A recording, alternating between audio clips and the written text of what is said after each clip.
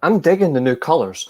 Hello, everybody. Welcome back to the weekly Steelchair for the first of two shows today, our Royal Rumble prediction show, and we are joined by Fugly, and we're joined by Eilidh. I'm just kidding. It's William, the Ironman quiz champion of 2022. Give him his colours, even though he's an Arsenal fan. Actually, I'm joined by two Arsenal fans. I'm well and truly screwed. Today, it is obviously the first of two shows. You've got the Royal Rumble prediction stream and obviously the quiz, which is going to be me versus William, hosted by this one right here, Eilidh, who's dropped out, probably because the quiz hates her. And then after that, tonight, live at midnight, all the way through, it is the first watch on of the year. It is the Royal Rumble. William, you're back on after the Ironman quiz that ended 2022. Won it by half a point. Up yours, Billy. It's good to have you back on. How are you doing?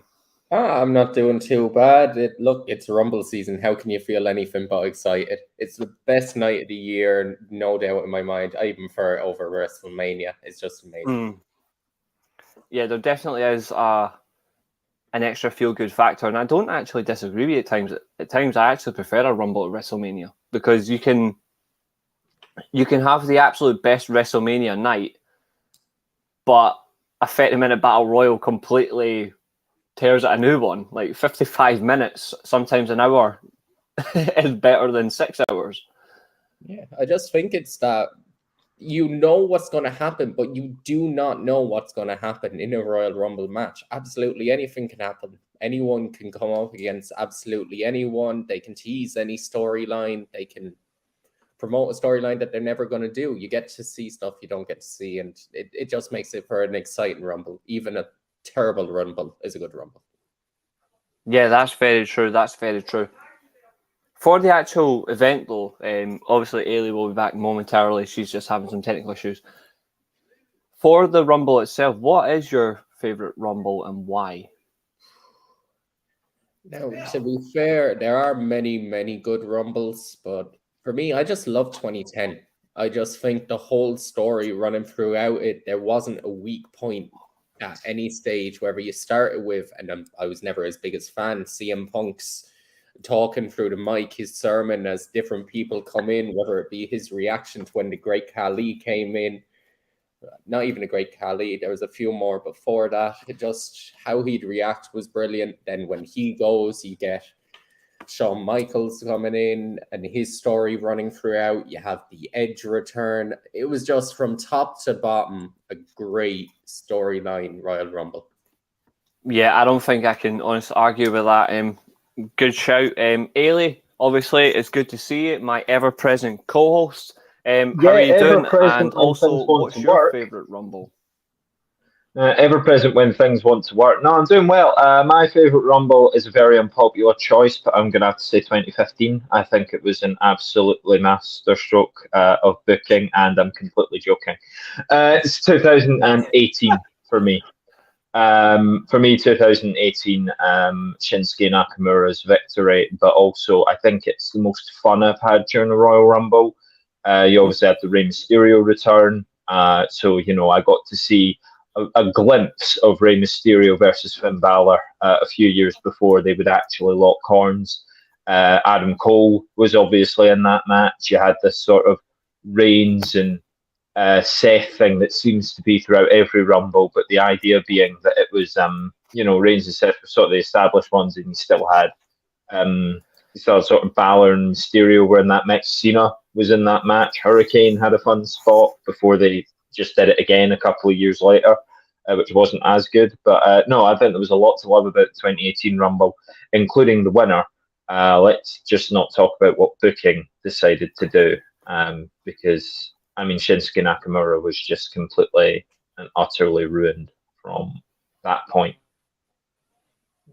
That's not a fair presumption, to be fair, in terms of that. And in terms of having to rebuild his career, I don't disagree. He should have had a lot more after winning that Rumble, but didn't. Fuck this camera. I'll sell it that for a little while. Actually, I'll sell it this.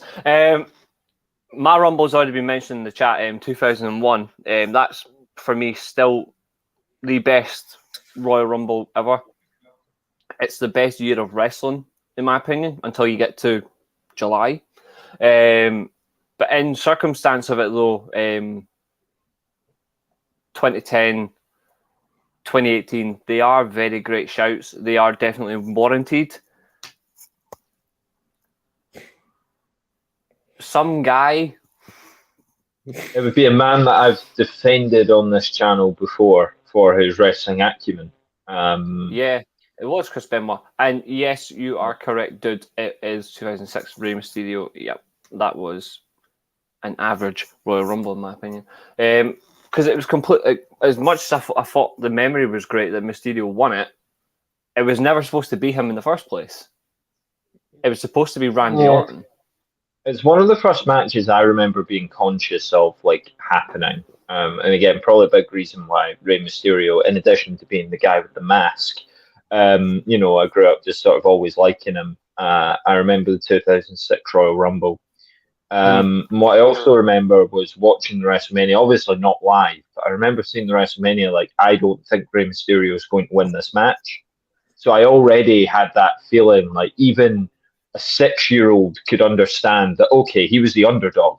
People weren't expecting Rey Mysterio to win. So to me, like, I know the match is like, you know, it's only like 8 minutes long. They really do get shafted for their time, the three of them. But I think it's a big moment for Rey, and it's done well. So I kind of get the argument, though. Yeah, I just think, like, if it hadn't been for an untimely passing just a couple of months before, it was never going to be Mysterio winning it. It was going to be Mysterio. It was going to be Randy Orton versus. The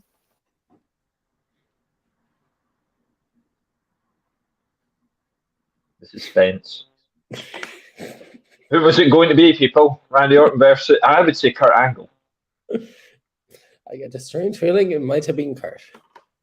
Do you think it was the other guy in the triple threat? My internet is an absolute bitch today. I don't know what the fuck is going on. I've passed the internet issues over. I've switched to the phone. I'm absolutely fine. So now it's on you. Tagged in. You behave. Acknowledge Roman.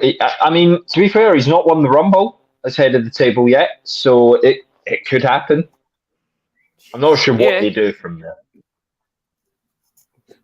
Absolutely nothing, really. Yeah, you've definitely passed over all internet issues to me, so that gives a certain human being a very good chance to beat me in this quiz. Oh, he's already got the excuses. But in terms of that, though, it has been some great mentions.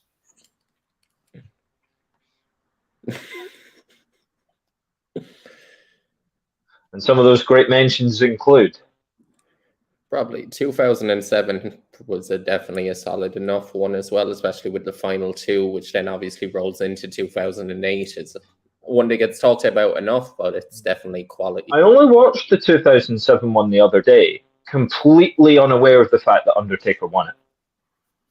Yeah, true. Because I was going through it, like Greg and I were talking. It was like, who won this Rumble? We were just like working back. We got to 2007. I was like, I don't know. But yeah, it was Undertaker. So I really didn't remember it at all, which is weird because, as you say, like, it's pretty high profile that they end that one, they start the next one. But there's a reason that I ask the questions and you answer them.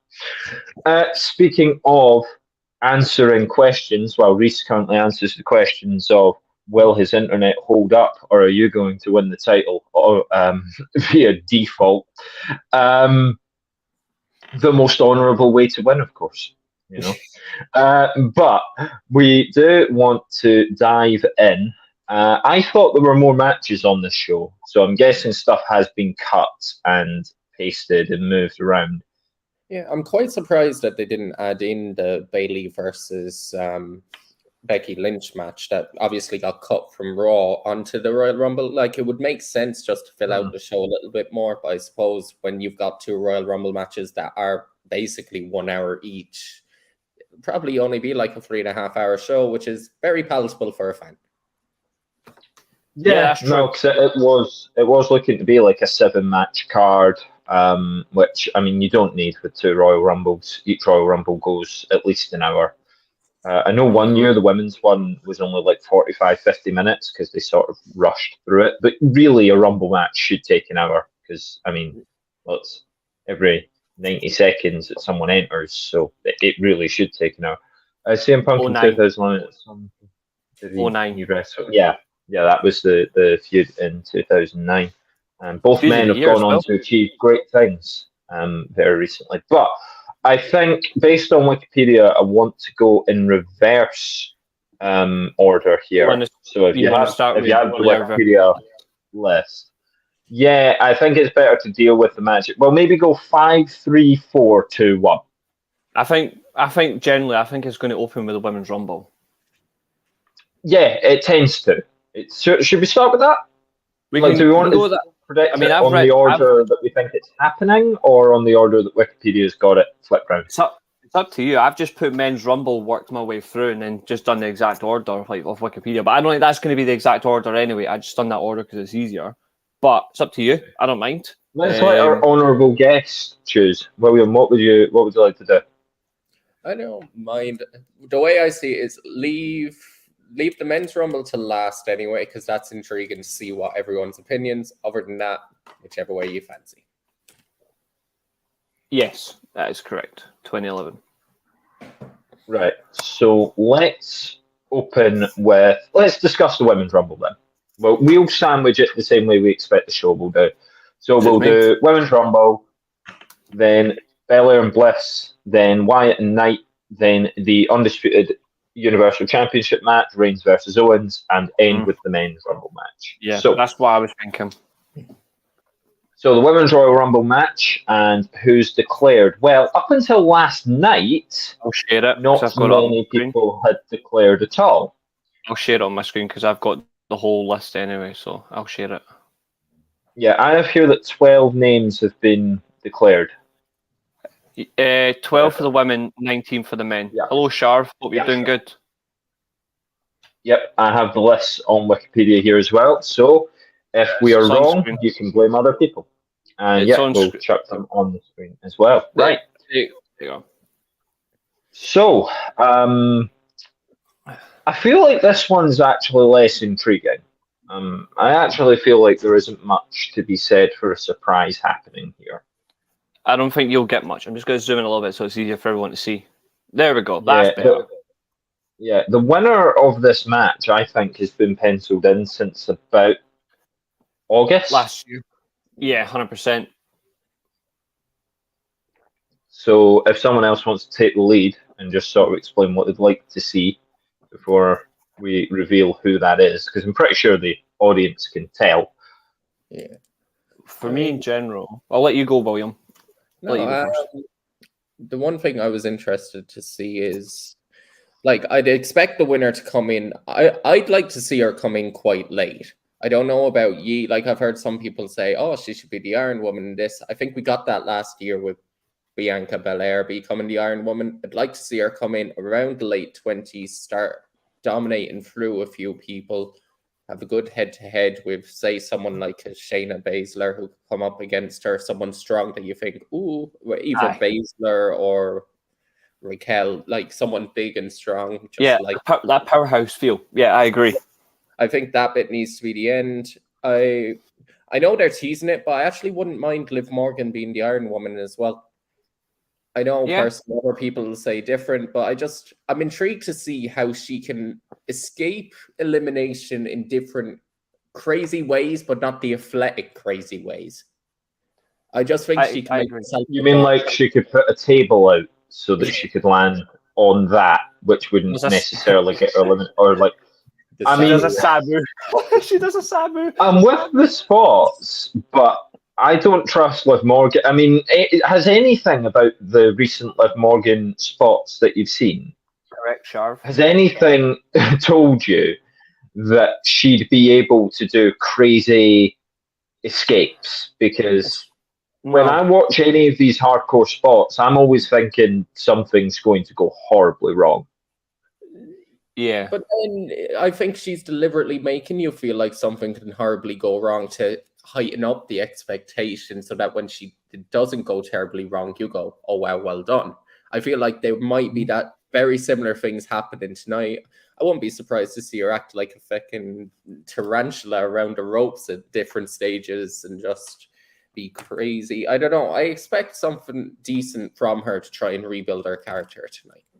I think the smartest way to do it with Liv Morgan, and I completely agree with you, is Liv Morgan has to be number one. She's been begging for it for a long time. It makes sense to have her as number one. Have her go 40, 45 minutes. Ideally, going the long way, I think we'll buy into it, and then the whole plan might actually change mid-match. They've done that in Rumbles before.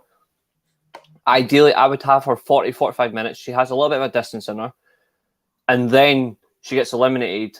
But what I would say is whoever eliminates her will then be her long-term program going to WrestleMania.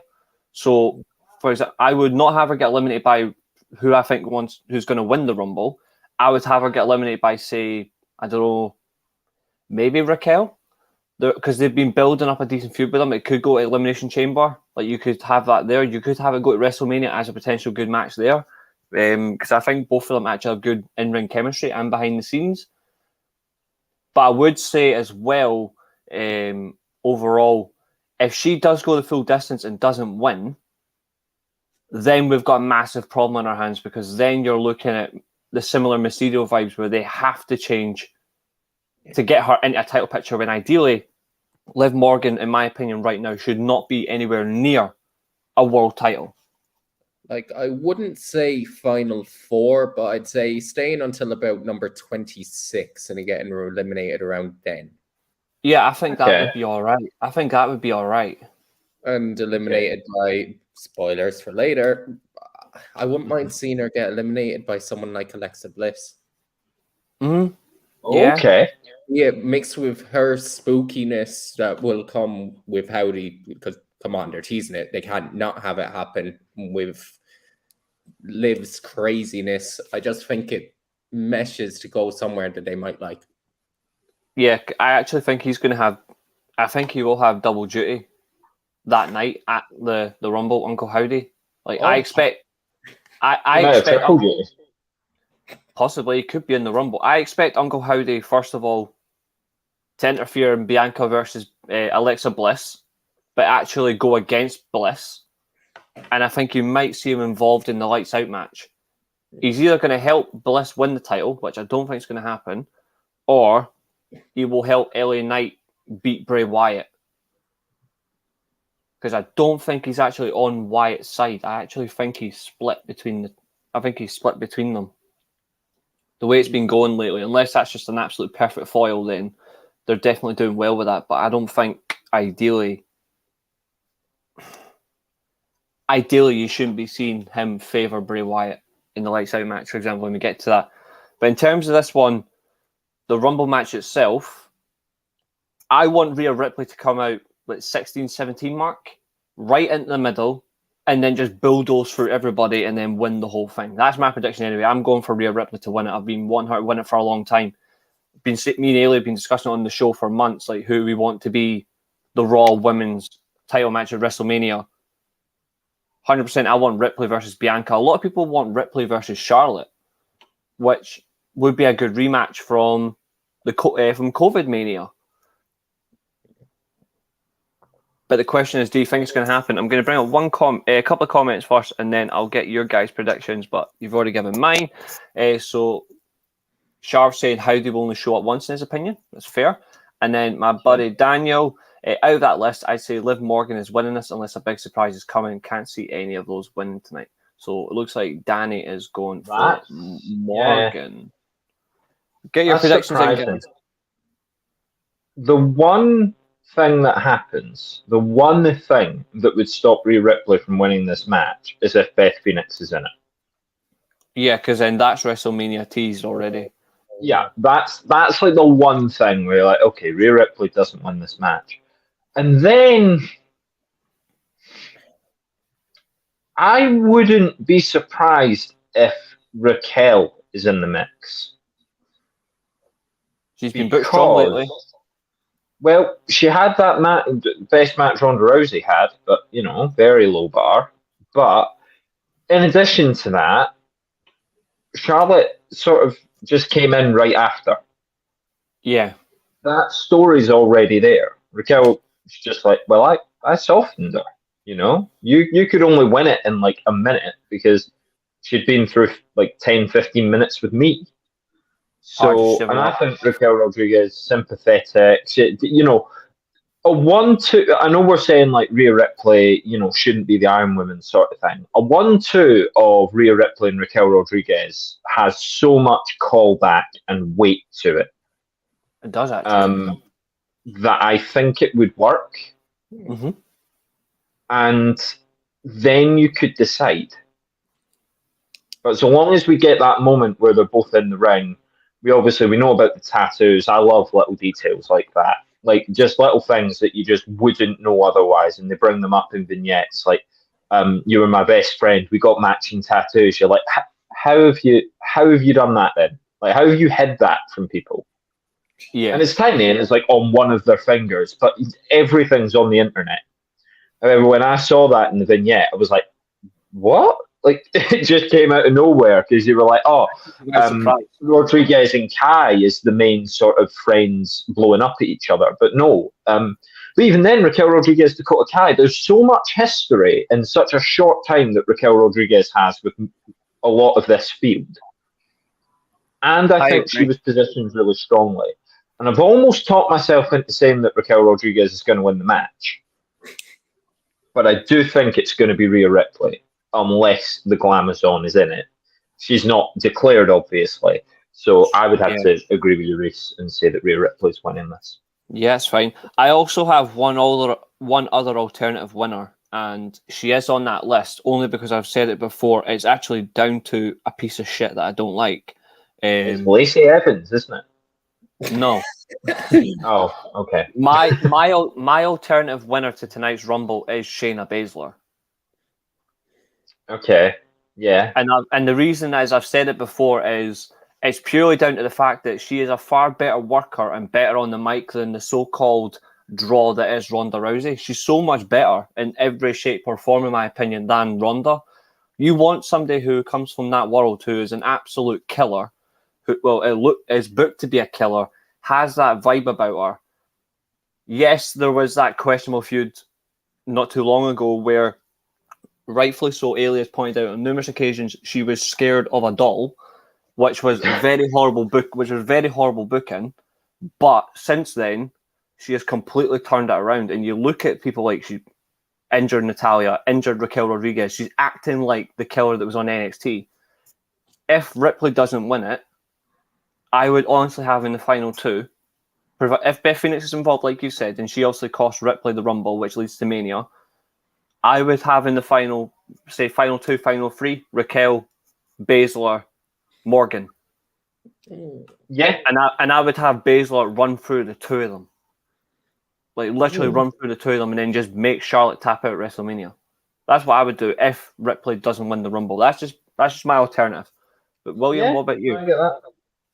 I was very close. Like I've again, I'm going to predict pretty much the same as you. I think the winner is going to be Mami. Yeah, I think it just has to be. But out of it, I can see. Strangely enough, I can see a final five, and Eilidh, it did make me remember about Beth Phoenix in that situation. But I just think the payoff would be her coming out in the Royal Rumble, getting her own back a little bit, but not quite eliminating her, and Rhea Ripley will still eliminate her. That's how I feel it will happen. I think I can see her eliminating someone like Final. You know what's funny? I could actually see that happening. Yeah, it's possible. All you hear is that dun dun, and you're like, oh wait, Rumble turned off. I'm not like those girls. No, I'd say the final. You just remember that you're sitting beside Keen right now. He is going to not let you remember that for the rest of your life. Nah, like the final. I'll even go as far as saying the final five. I could see being Bayley getting in fifth, getting eliminated by who we were just saying, Beth Phoenix. So Beth Phoenix being in the final four, not very long. Like she'll eliminate Bayley, turn around, and that's when Rhea Ripley eliminates her and proves that she's gotten the better of her. With then the final three being Raquel Rodriguez, Shayna Baszler, and Rhea Ripley. with them then. Ooh, all the big ones. All the big ones, I think, where you look at them and say, fair, I can see how this one could go to Mania. I can see how this one go to Mania. Fair, I can see how Raquel go to Mania, even though I don't want it yet. And I think it makes Raquel look stronger than she possibly is, where she can get eliminated by Baszler and then Baszler get eliminated by Rhea. That's a good point come up there. I'm going to say this now. Although I do agree, I would be very surprised if Becky Lynch makes the final four. And it's not because I don't think she's good enough. I'm saying I'll be surprised if she doesn't make it because I still think Bayley might have a point to prove. Obviously, she didn't get there through obviously the fact that the segment for the trial of Sammy ran too long. They cut the women's steel cage match. You might see Bayley eliminate her quite quickly, which will really escalate like the feud, which frankly it should. But there is one other name actually that could happen as well. She's not actually declared in the match. Shotzi Blackheart. I wish. No, it's because I've spoken about alternative winners. And when you look at feuds and recent feuds, potentially we could see the return of Natalya Neidhart at the Rumble to cost Shayna Baszler as well. No, please, no, please, no. Hear me out. Hear me out. Stay at home with her sister's boobies. Probably. But hear me out. I'm not saying I want this to happen. I don't want that to happen. But I'm just saying because Baszler is confirmed and this is all we have so far in terms of names, it would not surprise me if Natalya does actually return at the Rumble. It doesn't have to be in the match. But she could return and effectively ruin Baszler's opportunity for putting her on the shelf where she belongs. Oh, no. Rather Mercedes Moan came in. At like 13. Well, she moans anyway. She moans over everything. Stupid. Oh, can't be bothered with I can't believe you would say that. Unbelievable. Sometimes I have to say the harsh things, but I have to get the ball rolling. So we've got 3 Ripleys, a Morgan. I think Keane also said Rhea Ripley, so that's 4. Yeah. Son of a bitch. Guys, get your comments in the chat. Give us your predictions. We really want to know. Throw predictions. And feel free to be weird about it. Give an alternative as well, because in case of tiebreakers being needed, we need to look at our alternative predictions, which sort of go against the grain. And of course, we'll be doing the same for the men's rumble because if we want to go for it, we may as well say our final fours. Our final fours. All I'm going to say on the back of all I'm going to say on the back of this though, if Hornswoggle does return, please leave Zelina Vega alone. She's doing really good work. Leave her alone. So final four. I'll go Ripley, Baszler, Morgan. I think Morgan might just get in there just because she wants to be the Iron Woman, and I don't know if they would. I would have her be the first of the final 4 eliminated. So Ripley, Morgan, Shayna Baszler. I blame you for this. I'm going for Raquel Rodriguez as well. I actually like Raquel Rodriguez. I would have had her earlier just because I really want her to turn heel. But yeah, you know what? Fuck it. She does actually deserve the final 4. She's been really good the past few months. That's my final 4. I'll actually put that down. I think the smart money on a final 4, I'm going to say, is Rhea, Raquel, Becky, and Bayley. Okay, so I'll put mine. The Becky Lynch shout's too good. No, it is. I think she has agree. To go pretty deep. So I'll say Rhea, Raquel, Bayley, and Becky. That's the final 4.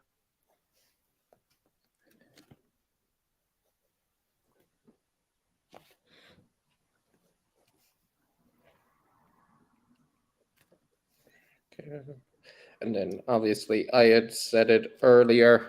I may as well stick with it. I've already said it. No going back. Even if there was better points, I'll stick with Rhea, Raquel, Shayna, and a returning Beth Phoenix. Yep, that's fine. I completely get it. And, I'm sorry for skewing your your picks by mentioning that Beth Phoenix could come back.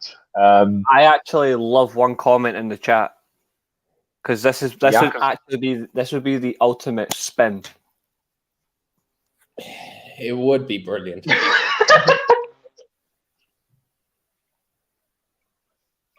I mean, why not? She invented women. So Yeah, it depends on the women. And yeah, just all of them.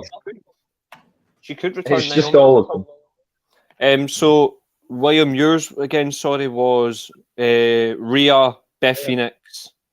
Yeah, Rhea, Raquel, Shayna, and Phoenix. That's fine. 4 big, strong ladies. Only one difference between you and me, and that's Phoenix and Morgan. Yeah, and I blame Keen for making me say Becky, but I did. I blame him too. They're probably not going to chuck her out early, because she's just so popular. And speaking of popularity, the next match, I suppose, I waxed lyrical about the champion of this particular division for quite a while now. Does feel like not so much the wheels coming off, it just feels like the tank's running on empty, maybe. Feels like she's done a lot with this title, and a lot of it's been good. And it's just slowly and slowly, you can sort of feel, it's like one of the John Cena reigns, you can sort of just feel that, like, okay, they're building someone up to beat her. So is tonight the night that Alexa Bliss returns to being a champion? She takes on Bianca Belair in a singles match for the Raw Women's Championship. Who'd like to jump in on that one first? I am going to give this one to you because I want to personally slag off the Lights Out match. So I'm going to give this one to you, which means William, you will have the opener of the undisputed title match. So yeah, Eilidh, you get over your you. flag. Okay, perfect. Well, I'll hand it back over to myself. Right, so Alexa Bliss, this is interesting. Obviously, we know all the Uncle Howdy stuff's going on. But Uncle Howdy hasn't proven to be a help nor a hindrance, really. Sort of just a neutral position for Bray Wyatt over on SmackDown. 1 minute helping and the next minute hurting, maybe even healing and hurting, we could say. And what I've gathered from the motive is that Uncle Howdy's unhappy that Bray Wyatt won't just go back to being the Fiend. Yeah. That's pretty much what I've taken. So then you got to wonder, well, is the same thing going to happen with Alexa Bliss and the fact that she's no longer, Annabelle? So, or Megan, to be more up to date, of course. But very good shout, actually. That's quality to watch as well. I recommend it for anyone. I don't think you can get to the point where you're having every champion lose at WrestleMania, and yet I'm still not sure they want to put the belt on Alexa Bliss. Because when you start to pan that out, obviously, if who we all think is going to win the Rumble wins the Rumble, you're building to Alexa Bliss versus Rhea Ripley. Yes. Unless Bliss was to go for the SmackDown title, in which case you're getting Bliss Charlotte, which would be kind of out of the blue. I don't think anyone would believe that Alexa Bliss goes on to, Alexa Bliss would have the Raw title. Rhea could go for Charlotte, and then where does Bliss go? Even I confused the women's title match there for the Royal Rumble prize. There's a lot on the line tonight. I think Bianca Belair retains here. Because I think the money match is Bianca Belair versus Rhea Ripley. I think that's the one everyone's been waiting to see. I do think Uncle Howdy's making an appearance. I think Uncle Howdy's making 4 appearances tonight, or doing 4 things. I think he will be involved in 4 of the 5 matches, just because. Reece has my predictions, but never replied. Hey, Billy, we're not all rude like that. Been busy. How dare you? And hold on, one more thing. There's something on the tip of my tongue. Remember that one time that you lost that quiz by half a point? 'Cause I haven't forgotten. I do have your predictions. I do have them written down. So apologise. Throwing shade. Just wait till he loses the next one. Yeah. And Danny says, as much as I would like to see Bliss as champion again, cannot see a Belair win. Think Belair will be ultimately defeated at Mania. Very fair. I already did. Don't do it. Do what? Anyway. Reminder of the quiz, right? I was like, don't open his predictions. Interesting. He's doing like a Darren Brown sort of thing, is he? I want to get your opinion. Yeah, I'll go for Bianca Belair to retain. Belair. Yeah, it's fine, because that actually links into one thing I wanted to ask you, and it's actually in the live chat. It's actually based on the deal's comment. Just feels like a filler. Yeah, okay. Yeah, okay. I think it would be fine. Alexa Bliss, I said it back at Clash. This has been weird. I thought when Alexa Bliss gave up being Annabelle, she'd get a big following. She hasn't really got it. Yeah, we did. And I'm not sure if it's because of who they put her, like who they aligned her with, or simply the fact that she's not had the opportunity to do what got people into Bliss in the first place, which was being the bitchy cheerleader heel. She's meant to be taken straight out of Mean Girls, and instead we're taking her straight out of a horror movie. People went dry on her, and now, once that well's run dry, and like, okay, well, come on. We can get Alexa Bliss back. People will cheer. People will care. You inject more Uncle Howdy. And I don't think people want to see Alexa Bliss in this Uncle Howdy thing. It's Bray's story. I understand tying them together, but they've been tied together for so long out of several badly written and abandoned storylines that they've never actually finished. Yeah, I agree. So, why are we still doing this thing? Is Alexa Bliss linked to The Fiend and Bray Wyatt and all this stuff? Just let it be Bray's story. I have actually. You seen Bray interviewing around that? He said Fiend is dead, but Bliss is one bright spark from that time. Yeah, but we'll see how in character the interview was, is basically what I'm saying. But I'm happy with the suggestion that this should be a squash match. A squash match on a Rumble card is an absolute blessing. And when you look at the other two non-Rumble matches, this is the logical one to be a squash. Yeah, 100%, 100%. William, your thoughts on the title match and who are you going for? Yeah, to be fair, I'm sticking with Bianca. I think everyone can see where the transition with Alexa Bliss is kind of going. Like, it's going to get more spooky, I can tell. You see, how he came out, obviously, hit the Sister Abigail on Bray, and since he's gotten a bit more serious, he's only shown up to Alexa. Now, I don't expect him to get physical with her, but I expect him to come out and just see her and just look almost like disappointed, as if this is not what you are. Hence, like a squash match that isn't a squash match. Like, she'll get maybe a few minutes, but I expect maybe no more than a 10-minute match, like a 7-minute match where she has one bit of flurry, but you're just like, yeah, that was pretty dominant. And then he'll come out and say, just kind of, oh no.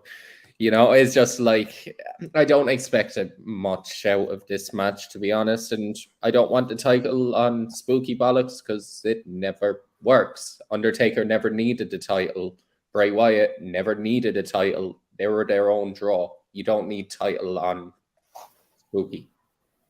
No, I agree. I completely agree with you on that one. For me, though, I'm to be fair, it's a complete whip round. I'm the exact same as yourself. I think short match, get it over and done with. We don't need anything too extreme. We don't need anything too extravagant. Get this match over and done with within 5-6 minutes. and then just get straight on to the next match, really, because the next one has to have time. And that's, for me, the Lights Out match. The Lights Out match really needs time. But I'm going to completely destroy it. First of all, I want you to go for it. I was about to say, take that mantle and take it apart. I get the feeling there's a lot of what you're about to say I'm going to agree with, but go for it. Well, first of all, Michael Cole. I've got a lot of respect for Michael Cole, right? But we all know he's a tool. We all know Michael Cole is a tool, right? He has said repeatedly, this is the first time WWE have ever done a Lights Out match. Michael Cole, do you not remember SmackDown 2001? I'm pretty sure it was built up to SummerSlam, and it was WCW champion Booker T versus The Rock, and The Rock beat him in the Lights Out match. Funny that, but they've never done I feel like this is a court case, and I have to yell objection. Well, you can try, but it's a fact. This is WWE's first ever pitch black match. It's still the same concept. Not Lights Out match. It's still the same. Was the one in 2001 sponsored by Mountain Dew, though? Because that's the real question. We all know Mountain Dew brings out the devil in everyone. It's sponsored. That's how the winner's going to do it. He's going to take a bottle and jam it straight up their candy ass, and that's how we're going to get our winner. It was probably sponsored by Snickers back then, because Michael Cole liked to get the nuts. So that was more or less every time he said that on show. That was Michael Cole back then. All right, I'm just saying. Just ask John Cena or Heidenreich. But all I'm saying, I'd rather not. Really is right, and he's wrong. Shut up, jabroni. That's why you lost that quiz. For agreeing with the wrong person. Sorry, Eilidh. But here's the question. The way this match is going to get booked, how do they generally book it? Because you can't have this in full darkness. As much as I would like it to be complete pitch black. No, it's easy. No, in terms of concept, what are they going to do? Spotlight the whole thing? Like, it's not going to be... There's a very easy way to tell what they're going to do. Or one of two things. All you have to do is look at the Hardy House of Horrors match. That's probably how they're going to light it. If you remember, it was all shot through like night vision camera. It might actually be just about as bad as that. I mean, you're taking the mantle here. So without being wrong about it being the first Lights Out when they said pitch black, doubtful. Yeah, that's true. That is very true. Sharv with a comment of the stream so far. Yeah, Heidenreich, who can forget? So, in terms of work, not in terms of like terminology, in terms of work, Reece, the floor is yours. What can you see going on here? Well, the one thing you cannot have here, in the sense of it, is you cannot have a typical wrestling match. You cannot in this match at all have collar and elbow tie-ups. You cannot have traditional holds. It has to be a flat-out brawl. And I agree with Billy. I hope it's not cinematic either, but it's more than likely to.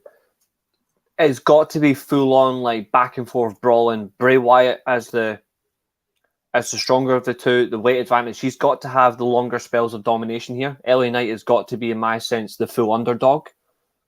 But that's where it changes for me. He should not win this one. For me, it should be LA Knight. LA Knight has completely done this on his own. Bray Wyatt has, week to week, actually had some good matches, but he's not actually done anything to this feud in sense of contribution, significance.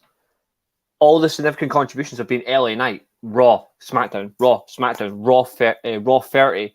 He literally dealt with Taker and Wyatt on his own in that concept and ran circles around the two of them. He's been running rings around Bray Wyatt for months. It's got to be LA Knight takes a vast majority of the beating for, say, 15 minutes, and then he plants Wyatt, done. But Uncle Howdy's got to distract Wyatt as well. He's got to distract him. You cannot just have him winning like simply like that. There's got to be an added factor. And that added factor for me is Uncle Howdy. I wouldn't mind it if he came out and hit Sister Abigail on Bray Wyatt as well. Right. Okay. William, do you wanna go next? Yeah, it's really hard to know. Like, I wouldn't be surprised if it's cinematic. To be honest, I think there's not many ways that you can do this, but the best way I think it should end nearly is a no contest. Like with LA Knight being completely flattened out and Bray Wyatt just fucks off, doesn't care about victory. Like, that's the only way I think, if you want to see the true monster, he shows his true demonic monster, fiendish side, say, doesn't care about a victory, goes. Because that's where, like, why should he care about victories? He's not that type of character that cares about wins and losses. And once he's gotten to a certain extent, that's the one way out of it. And then at least after it, LA Knight can say, well, at least I wasn't beaten. Yeah. You know, like, it's quite obvious. He can always go down that route and say, yeah, I faced this person, but I didn't lose. I agree. And the comments are all the same, like, spot on. Like, the comments in this have as well. Like, Billy saying, like, Bray can take a loss, but LA Knight can't. The way he's been building this feud, he can't take a loss to this. I agree. Danny is saying, can see LA Knight winning, but after the match, the Fiend shows up.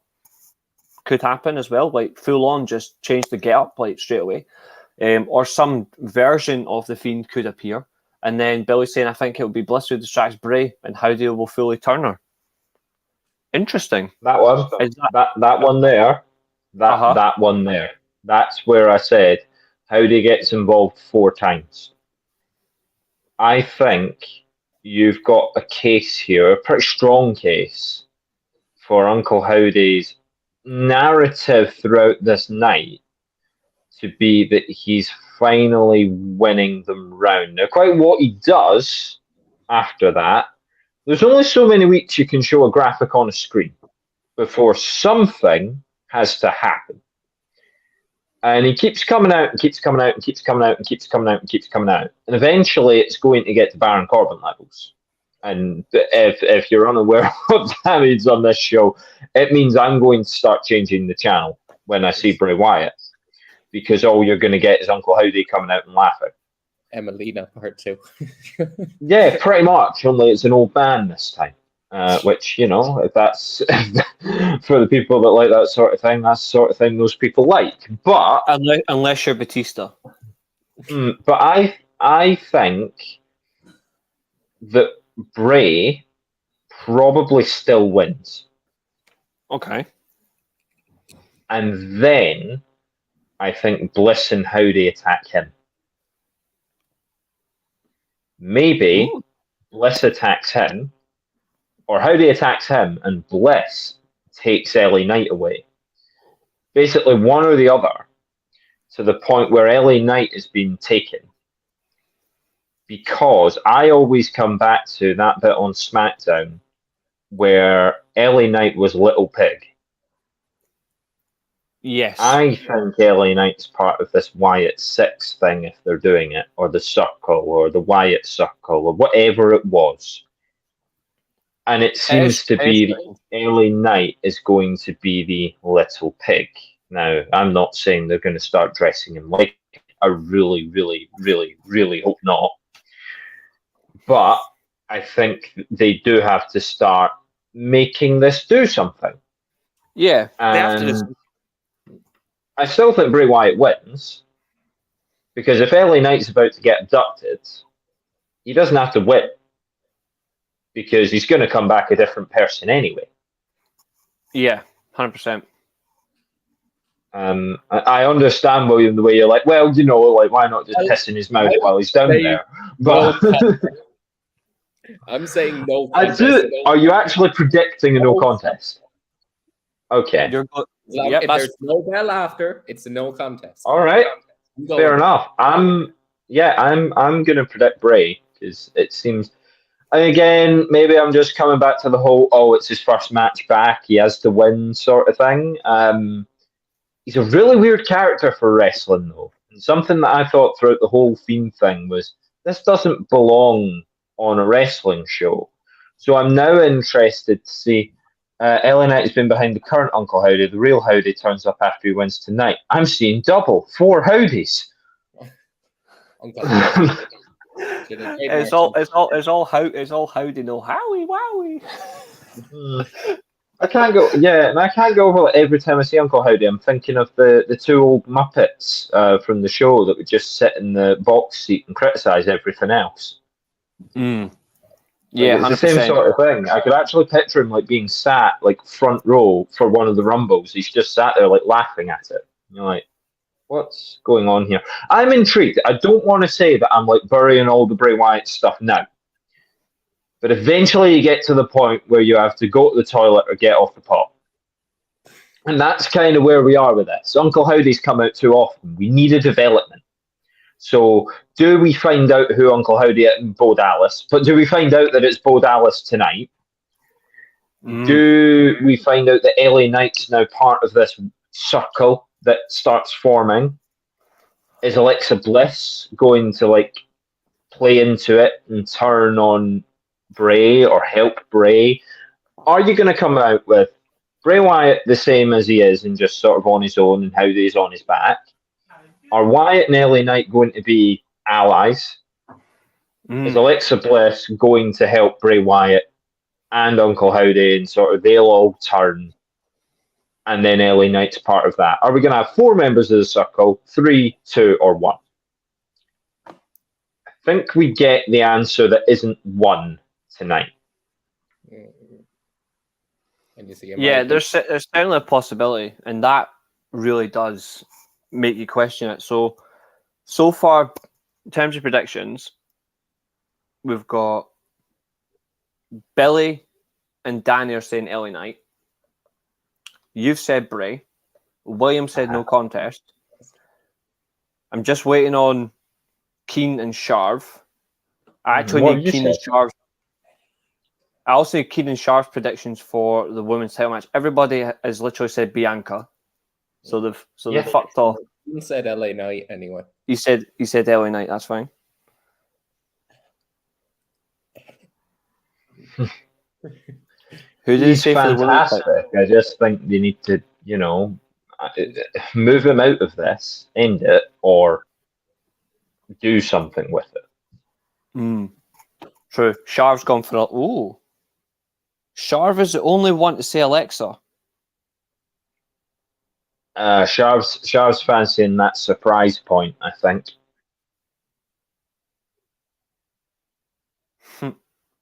Something like that. Is Keen going for Alexa or Bianca Belair for the women's title?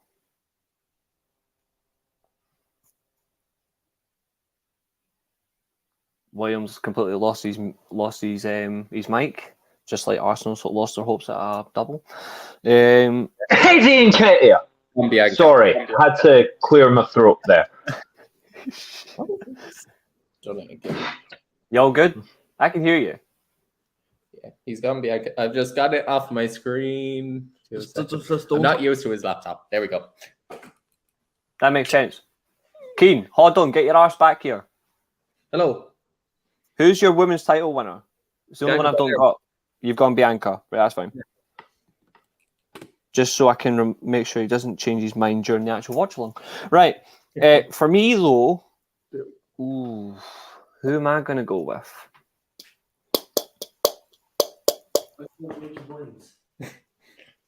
You know what's really annoying is I'm actually starting to think on Williams' level. Oh, you're going to call this no contest? Yeah, that's gimmick infringement, that is. But I'm not. Go with your gut. I'm going to go for LA Knight to win. And Bray Wyatt gets screwed. Okay. So that gets us nowhere closer to who's who in this situation. So far, basically, I don't want your thing to happen. in terms of difference of opinion, right? And I'm just going to say this now. Mm-hmm. In terms of predictions, myself and Billy have got. I'm just making sure I've got the exact same. Yep. Me, Billy, Keen. I've got the exact same predictions. Sharv is going for Bray Wyatt. In terms of the same run, Sharv and William are the only ones with different outcomes to each match so far. In terms of like full out, like full on, like there's completely there's similarities between some matches, but you and Sharv have got different across the board. Ah, right. So so William and Sharv are like polar opposite. Literally. Okay. Only Let's see. Sharv is the only one that's went for Wyatt and Alexa to win. But he has agreed that Rhea wins. Everyone's pretty much went for Rhea Ripley to win the Rumble except for Danny. He said Liv Morgan. Okay. Everybody except William, Eilidh, and Sharv have said LA Knight to win. And for the women's title, everybody except Sharv has said Bianca Belair. You know the deal with saying Bray match should kick off the show. Not a bad show, but the only reason why I don't think it's going to happen is because it's typically going to be one of the two Rumbles. And it just seems to be like... Do the Rumbles back to back and let's really kill the format dead. That would be uncanny. It was a Royal imagine that. They get to the end of the Rumble, it's like, it's now time for the Royal You're like, what? I need a piss. Shit. Well, that's that over. Straight back into another 1 hour match. Let's go.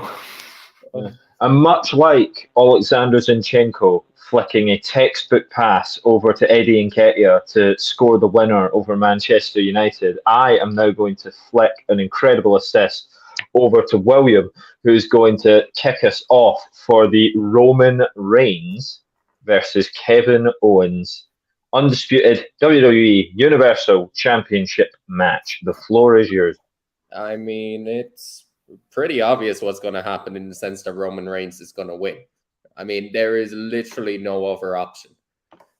The way I see it is he's been quality for ages, and this story just has to keep on continuing on with Sami Zayn. Like, it just has to. I think you're going to get moments where it looks like Sami has cost Roman, but it's going to turn out to be fine. Roman's going to be fine, but I wouldn't be surprised to see Roman growing pissed off with Sami in this match, then leading to Sami going into the Royal Rumble, as in to prove his loyalty, show how good you are, make sure that KO doesn't win the Rumble. Like, there's something about this. I get the feeling, I wouldn't be surprised if this match goes on first. I just get the feeling that I wouldn't put it past them opening it, not just because Roman has always said, if I'm not last, I want to be first. And it's the way, when you've got a title of that strength, I understand that it's the Royal Rumbles always go first, but if you put on this title match first, and then you put a Royal Rumble match second with the other two matches in between, you've still got the breather between the Royal Rumbles. I think if you do this first, you can do a lot more storyline development with Sami, with KO, with Roman. That'll just continue pushing on the story all the way to WrestleMania. And of course, Roman has to win. I mean, he's main event in WrestleMania one night, if not both. He is the tribal chief. He is the head of the table. No. He's better than The Rock. Okay. I've literally just heard that. Oh, hang on. That has been acknowledged. Drop your Did you candy kick him ass. out? Yeah, of course. Shocking. That's unbelievable. Drop your candy ass out for that comment. Unbelievable. Anyway, Reece, I'd like you to speak next on this one, if you don't mind. Very well. Let's see. So, 2 minutes, just go and loop. I'm just going toilet. You can speak away. Hasn't even muted his mic. No, that means we're all in trouble. I'll be honest, I actually don't know. I kicked out William for 2 seconds for a horrible comment. Yeah, that's not very nice. Claiming that Roman's better than The Rock, which is false. I'm going to be honest. See, when it comes to this one, I've been debating about this one all day. Mm-hmm. I've been debating about it because it's actually... You could go in so many different ways with this now. Mm-hmm. It's actually very interesting. So, if anything, right, in the concept of it, I would change the titles tonight. I would. Depending on how the Rumble match goes, I think realistically you have a good you have a good opportunity to change it. Do I think they're going to do it though? Highly unlikely. But I think the best way to keep this bloodline story going in a different organic way. Why do you keep doing that? It wasn't me. That's unbelievable. You think this is a one-man show? It was bloody Keen, and the reason I know it was Keen is because on the very bottom, because I'm not in full screen, device not connected properly, but it's that cheeky bugger that done the change the setup. I know it was him, so here's Keen. It's not going to work. Not on my show. Rain's show. No, it's not. Shut up. But in the concept of it, would I like to see the titles get changed? Yes. Do I think it's going to happen? Unfortunately not. And I'm hoping that this time the referee actually knows what the numbers are. He doesn't deliberately stop counting. No, just forget how to count. That ruined the last one. They have to count properly this time. Stop fucking it up. Okay, so, I'm going to spin you a web here. I'd like you to go with me. I noticed something. Greg and I noticed something last night at the opening of SmackDown. They recapped last week's Roman going through the table. Mm-hmm, they did. The contract signing. Yeah. What did Sami Zayn do? He did nothing. Sami Zayn picked up the contract and wrote something. It wasn't, but it was already signed backstage beforehand. Paul Heyman looked at Sami Zayn, sort of like shoulder bumped him, like you've done it, yeah, you've done it. There seems to be this undercurrent of Paul Heyman and Sami Zayn working together, and the stuff at the trial was performative. Mm. And I can't work out what Sami Zayn did. So go with me here. If Sami Zayn impressing Roman Reigns comes out of... So say Sami Zayn has a fear that Kevin Owens is going to beat Roman Reigns this time. We know that Roman Reigns is the undisputed champion, but we know that the Universal Championship is his thing. Yes. So what if Sami Zayn grabbed the title, grabbed the contract, and scored out WWE Championship, or scored out Universal Championship, to make the match only for the WWE Championship? Option number 2. What if Sami Zayn signed the contract in Roman Reigns' place? Option number 3. Wouldn't be an official title match. What if Sami Zayn signed the contract in Roman Reigns' in Kevin Owens' place? I'm liking this. One of them I do have a little digress with, because it's just how things are at the minute that is simply just not easy. But when you say score out one particular title, the problem is, with that, they're still right now, until otherwise, they're still booked as, even though it's 2 titles, it's still booked as 1 championship. So you would... But the 2 belts are there. They are. You would have to completely change the narrative at that point. I don't think that's a bad idea. I actually think that, first of all, it splits. And I think you could make it even better if that is what's happened. So if it says WWE Undisputed Universal Championship, if Sami Zayn's grabbed the contract and scored out Undisputed Universal, therefore the contract only says WWE Championship. It's only for that one. I would have this match main event the show. I would have the match main event the show. I know there's a Rumble. I would have it that Roman Reigns is making his entrance and Kevin Owens jumps him on the ramp. Because what do you then eliminate? What doesn't happen? I must say that out loud, but that's funny. What doesn't happen if Kevin Owens jumps Roman Reigns on the ramp or Roman Reigns jumps Kevin Owens on the ramp?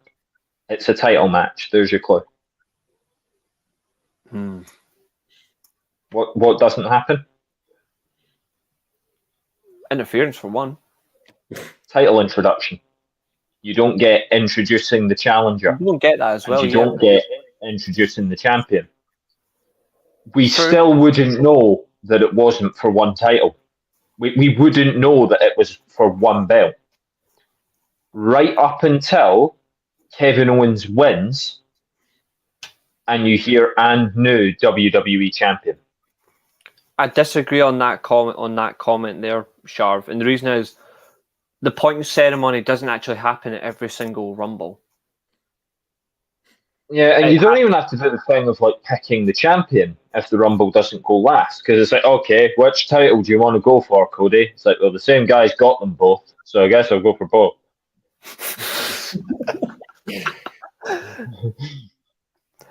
So I gave away my prediction there, but it's not like it shocks anyone. So you are so definitively now. I'm asking you right now, definitively, Eilidh. You're saying Kevin Owens wins the WWE title. No, I'm saying Roman Reigns wins the match. I thought you were She's cool. Just trying to do her best. No, the reason is, right, I would absolutely love what I just said to be the case. But Brock Lesnar came back on Monday, so I don't get what I want. Wait. Hold on. Let me just... Actually, there's one way to do this. Me and William are going to take a back seat. Me and William are going to take a back seat. Right. Okay. Raw 30. Raw 30th anniversary. And Bobby Lashley fights Austin Theory. And you're like, oh, this is all right. I mean, you know, they've both gone through tables. And then Brock Lesnar's music hits. And we're supposed to be like, oh, wow, it's Brock Lesnar. Brock Lesnar's back. Oh, my God, everyone. Can you believe it? It's been like a month since we last saw him. But he's here again. Yay. And he wipes out Bobby Lashley, but then also has to wipe out Austin Theory. So Austin Theory pins Bobby Lashley because of Brock Lesnar, which I think is at least the 5th time we've seen a Brock Lesnar match sort of booked this way. Like, Brock Lesnar is going to F5 the opponent of the guy he's going to feud with, so that opponent gets the win anyway. Probably exaggerating with the 5th, but they definitely, I mean, remember when he just stormed into Hell in a Cell, decided to attack both Roman Reigns and Braun Strowman? Unbelievable. So Brock Lesnar's back. He's going to be in the Rumble. I was this bleeding close to saying that Brock Lesnar wins the Rumble anyway, because I am convinced at this point that this guy books himself. I'm convinced at this point that Brock Lesnar just comes in and goes, I want to do that. I want to do that now. So I think he would honestly try to book himself to win the Rumble again. And then that would change the fact that, of course, if Kevin Owens did win one of the titles, Brock Lesnar could just go for that one, and we can go back to Brock bleeding Lesnar. I just want to say this, ladies and gentlemen, that I called this last night. I called this in our group chat, and you know what's even funnier? And this is not to take anything out of Eilidh, right? Because Eilidh's an absolute legend, right? I'm just going to bring up exactly what I said to Eilidh on SmackDown, right? When SmackDown had finished. Where is it? There it is. Now, in the nicest way, Eilidh denied that she would have a rant, all right? She denied it. So I said in all caps, Lesnar in the Rumble. Eilidh went, yeah, I'm watching for once. Ugh, he just won't go away. So I said in pure comedy, I messaged Greg saying I'm even more buzzed for prediction streams. I see a rant coming. Now, Eilidh could have said, yeah, sure, no problem. No, Eilidh decides to go, nah, not necessarily. I'll probably have a go at it anyway. And then I went in replies, knew it. So all I'm going to say, I'm just fed up of him. I'm just fed up of this guy. I'm fed up with the fact that, like, you book him so he's unbeatable, but he loses and goes away. Comes back, he's unbeatable, loses and goes away. And I don't even feel the same way about Goldberg. Goldberg hasn't buried that many people. Brock Lesnar has ruined this show for me for a good few years. You think about those long Universal title reigns where he'd lose it, but he'd come back and he'd get it, and he'd lose it, but he'd come back and he'd get it again. He ruined the show for me for like 3 or 4 years. I just didn't watch Raw because I'm like, where's the point? Brock's going to come back and he's going to be the opponent.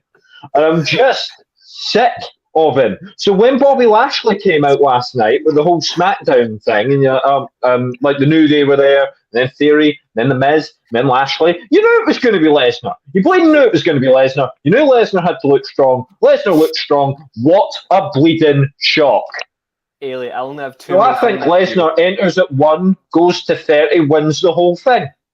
And he'll elect to challenge Joe Biden for the presidency. I don't know. For my co-host, by the way, I've gone whiter than I usually am. I'm going full Marilyn Manson. This is for my co-host. One from Bailey. Yeah, I'm calling him Bailey because he lost the quiz. Billy, so we're meant to be pals. Brock Lesnar is Billy's hero. Keen has come in with a CM Punk Brock Lesnar tag team. And then Billy's going, just for next week, I really hope Brock interferes in every match tonight just to see Eilidh next week. All I'm going to say, I think I'll hand in the resignation if that happens. I think you'll need a different. The vacancy will be open for the weekly Steelchair because I just don't think I could cope. All I'm going to say is, finally, I can just. What if Brock Lesnar's Uncle Howdy? Like, I really don't know how I'll deal with that. Because if I'm saying he gets involved in every match, if it ends up being Brock Lesnar, I've sort of masterminded my own downfall there. Time to open the Pepsi Max. And anyway, not thrilled about him, but I do think Roman Reigns retains. In the words of Reece Russell, proudly sponsored by the weekly Steelchair, that was Reece Russell's Bon moment. No, I'm sponsored by a new sweet.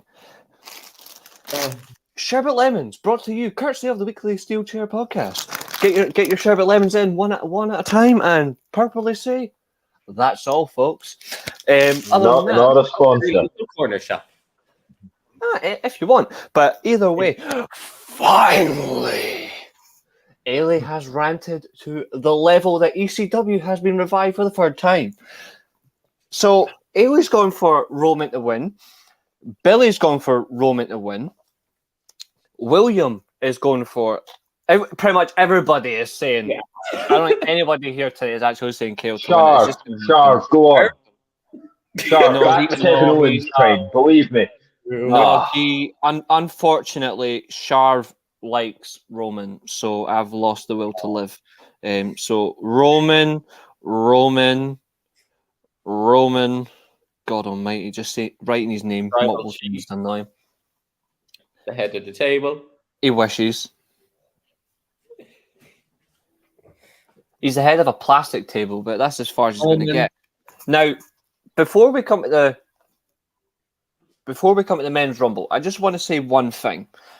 When you send me your predictions, right, in black and white, they're locked in.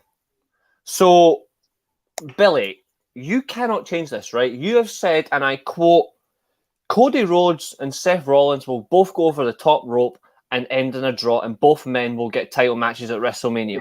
So Billy's gone for Cody and Rollins to do a 94. I am not changing your prediction to Sami Zayn. Not happening. It's not happening. You are stuck with Cody and Rollins. So I'm saying right now, I'm saying Cody Rhodes because it looks like it's going to happen. But and then Do you know what's great about that? If one of them wins, he can lose by half a point.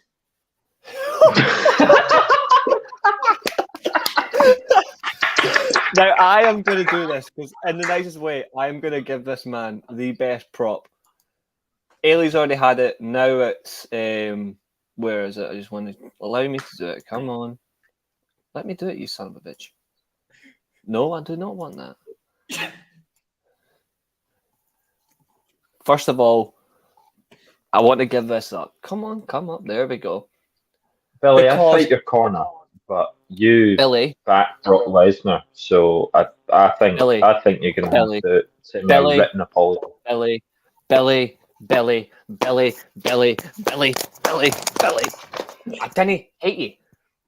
I'm a good host. I listen to my live chat. I listen to the panel who asked, what do we do? Do we do half points, all points, or no points, like I said originally?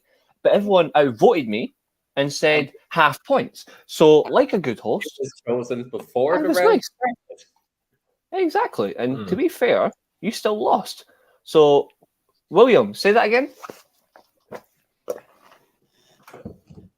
It was chosen. It was half points. And with your prediction now, you can lose again by half a point. Class. And Eilidh's a good host. You're an alright co-host. He's just trying to make up for the Brock Lesnar stuff. Like, Oh, he's I see trying. right through it. It's I not, see it's right not through going it. to work. You're Speaking like of Brock Lesnar and the match he's going to win, let's jump into the men's Royal Rumble match. And people have declared, but it doesn't matter because Brock Lesnar declared last night, so we're all completely apprised to what's happening. Yep, that's very true. So, just putting on there, Danny's put Cody. Keen's also, I'm pretty sure Keen's also went for Cody as well. I want to make it clear, I'm not actually predicting Brock Lesnar. We know your wife is still here in the background, right? I've gone Cody, but I'm wearing my honorary Oos t-shirt today, so I'm supporting Sami Zayn. But educate guess is going to be Cody Rhodes. Yeah, I've sort of got the same energy because I've got my KO. And I'm the only one. I'm the only one with electric vibes right now. Well, we're going to discuss that, man, aren't we? But first, let's discuss the men who are actually here. We won't be discussing him because he won't be at the Rumble, unfortunately. Let's see. Billy is saying, Reece, if my prediction comes in, that's 500 points. This is not Harry Potter, mate. There's no Triwizard Cup or anything like that coming in. GDPC 98 is saying Cody's going to win. Well, hello? Definitely put that. Rock isn't coming back. I already said Rock isn't going to be Wait, there. hang on. I think that's just Greg on a different account. Probably is. If it is Greg Chambers, if it is Mr. Chambers, then I'm 100% sure it's him. It's Greg, by the way. I thought so. I was like, when you read it, I was like, well, that's his initials, and yeah, it's him. Yeah. Greg, fire in all your predictions, by the way, dude. That's what, get everyone else in. You know the deal. I want all your predictions as well, because I think I've got some of them, but not all of them. So if we want the 19 names that we know, if Lesnar wins the Rumble, we riot, and Vince McMahon's back in charge. No, Brock Lesnar's in charge of creative. Brock Lesnar runs his own creative. I've said it since 2015 or whenever it was. Brock Lesnar just decides. Anyway, the names that have been announced are on screen: Kofi Kingston, Santos Escobar. Not got them on screen yet, so I'll read them. Ricochet, Austin Theory, Seth Rollins, Bobby Lashley, Baron Corbin, Rey Mysterio, Gunther, Cody Rhodes, Omos, Drew McIntyre, Sheamus, Braun Strowman, Karrion Kross, Dominic Mysterio, Xavier Woods, The Miz, and Brock. Now, all I want to say is I actually like Greg's predictions. He's gone all circle. He's went Cody, Rhea, Bray Wyatt, Alexa Bliss, Roman. Now, someone else has similar predictions to that, actually. You want to guess who that is?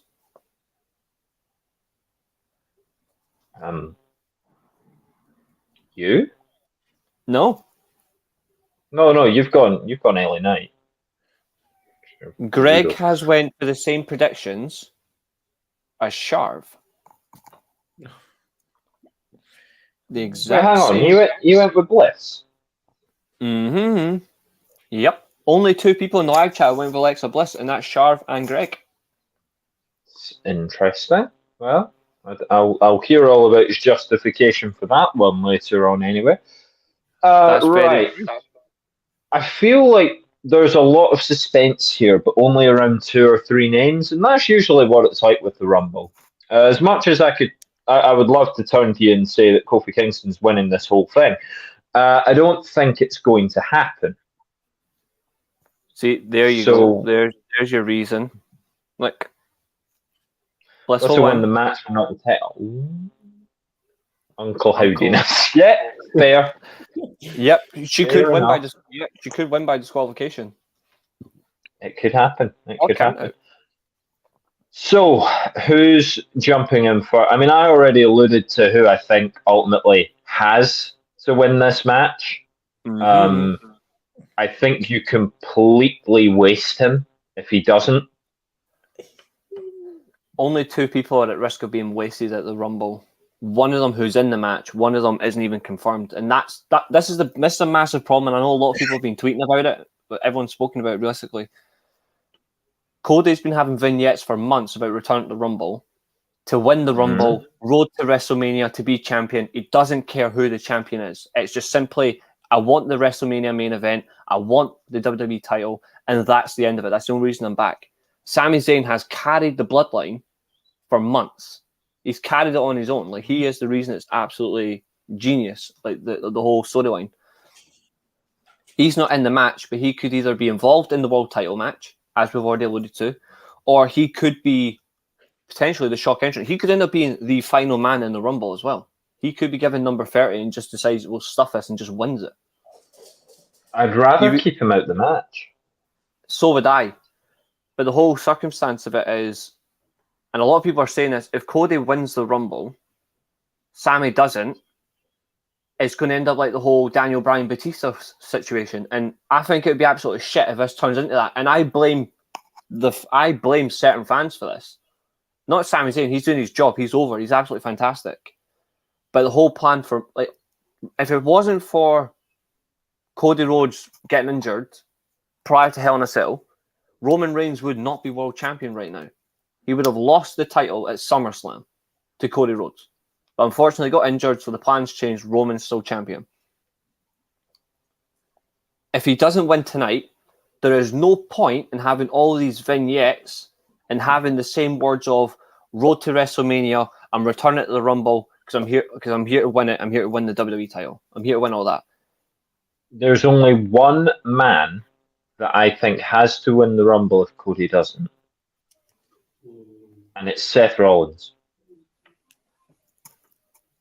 He's the one man. It's the one guy that could win this Rumble instead. If they were the first 2, went all the way to the last 2, and Seth finally bested Cody, it would be, because Cody's just back, it wouldn't ruin him. The feud is there. Seth has the opportunity, and Cody could get an opportunity. Plus, if they do split the titles off, Seth could go for Roman's title. Cody could go for Owens' title if they just want to, break off the Seth Rollins and Cody stuff with the Rumble. Seth, I think, is the only guy that could win it if Cody doesn't. I don't see a way. This isn't Sami Zayn's story, and I'm fed up with people saying it. Sami Zayn is not destined to win the WWE Championship or the Universal Championship. He's over. That too. He's over because he's involved in the Bloodline storyline. We can't just start taking people who are over for any old thing and go, they should be the top guy, because it's stuff like that that gives you Orange Cassidy and world title pictures. I was waiting for that. I was waiting for him to come. It took an hour and 25 minutes. It is. If you get over anything, you suddenly have to be the world champion. Like, no. Sami Zayn's story's with the bloodline. Sami Zayn will make a bigger splash tonight if he costs Roman Reigns than if he wins the Rumble. Yeah. I'm just going to comment this for a minute. You know the deal. Randy Orton is absolutely buggered. His back is gone. Like, as far as I'm concerned, I would love Randy Orton to return, but I said it on last week's show, and I'll say it again. Randy Orton should do the right thing and just retire. He's done. As much as I would like him to return, Randy Orton's one of the best ever. His back is completely ruined. He should not bother to come back at all. Even though it's a great move, he's buggered. It would be a waste of his time. Could Randy Orton be Uncle Howdy?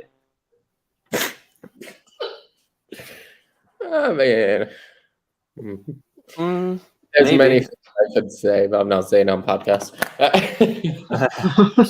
So we also know who it's going to be. Billy's saying Cody has to face Roman to become the guy. He can't face anyone else because hate it or love it, Roman is the guy. He could face Brock Lesnar.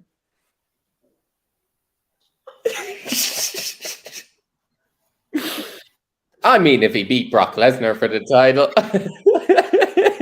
Oh, for Brock Lesnar to get bored in 3 weeks and go, I want it back.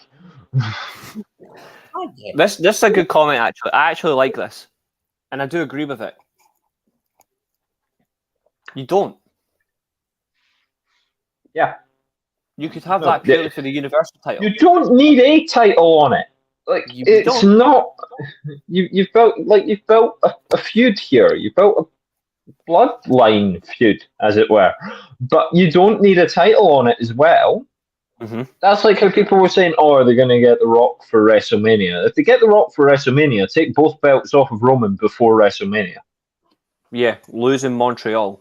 And then, because you can't have The Rock have a title match at WrestleMania. You know he's not going to win. Yeah, 100%. And I agree with Char as well. Like, Cody needs a WWE title. It's the one that got robbed. It's the one that got robbed of him. And I'm saying this now. Keen said Cody and Seth should start and finish the match. I like that, but I want Seth Rollins to come in towards the end. Even though he can do the distance, I want him to come in towards the end. Because we know for a fact, like, the match at that point, it'll already be buzzed. When his theme song hits, though, it's going to raise it even more. If you start the match, it doesn't really take it. Like, it will take like an extra buzz, but when it's already midway through, it will really like elevate it. Cody Rhodes should not start the Rumble either. Plus, Cody Rhodes should be number 10. Number 1 and number 2 in the Rumble. What was it? A couple of years ago with Edge and Randy Orton going the whole distance. Edge and Orton 2021. It's so kind of fresh in the mind. You can do many more stories, in my opinion. Number 1, I'm going to say this now. Number 1 for me, I actually want it to be Austin Theory. And not because I want him to get ripped apart. I want Austin Theory to start the Rumble because he's actually, since he's went away from the whole selfie gimmick, and he's just completely, I'm just the now. He's changed all that. He's actually so much better in the ring. His mic work has been absolutely brilliant. I would actually have him go 20, 25 minutes and just let him run with it from the beginning. I think he's good enough. I would have Cody come in at number 10 because his dad only ever entered at one Rumble and he was number 10. For sentimental reasons, I actually would like to see Cody Rhodes enter the Royal Rumble at number 10. To be honest, who would you like to see be? So you're saying Austin Theory. Ellie, who would you like to see be the Iron Man? Like the one that runs the longest distance. Doesn't mean they have to go long. They might. I mean, Seth is the natural choice. That's my nickname for Bully Ray. Behave yourself. Seth is the natural choice, but it seems based on that facial expression there, William, that Seth isn't good enough for you. So, if I was going to pick a different Iron Man, you got to pick someone, I don't know, everyone else is like involved in a clear enough storyline that they can't really I would say Theory from a heel side. And then actually, because you know he can do it, I would have said Shelton Benjamin to start the Rumble with him. But Mhm. I think Shelton Benjamin and Austin Theory to start would be good. I actually think Billy is a good shout there. Finn Balor could be the Iron Man. I think I you'd think see a 1-2 of Lashley and Brock would be Lethal. the other way to go. And again, it sort of plays off how I built the women's one in my head, having these two towers and everything else spins around them. That's kind of the same sort of mold. So I don't think they would do both of these like that. But both Lashley and Lesnar, I don't think Lesnar can go that deep in, that long in Not like terms a of couple years ago. he's, even so, he won last year, and when he did the 2020, he entered at number 1, but he wasn't really exerting himself.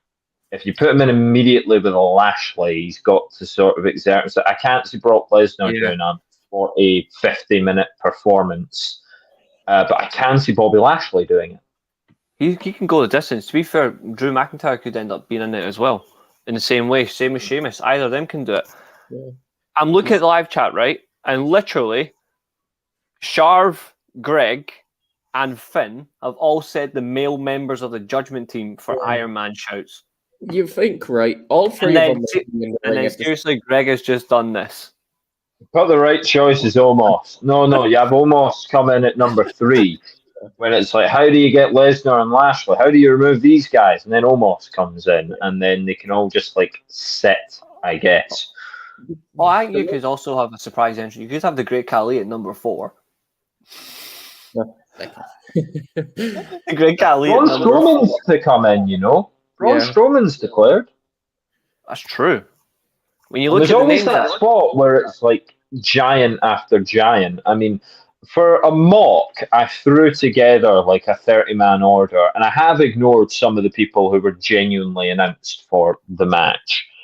And I have ignored something. Basically, I went, okay, if you could freshen everyone's status, think of it like Football Manager, when you can sort of just eliminate people's injuries and stuff.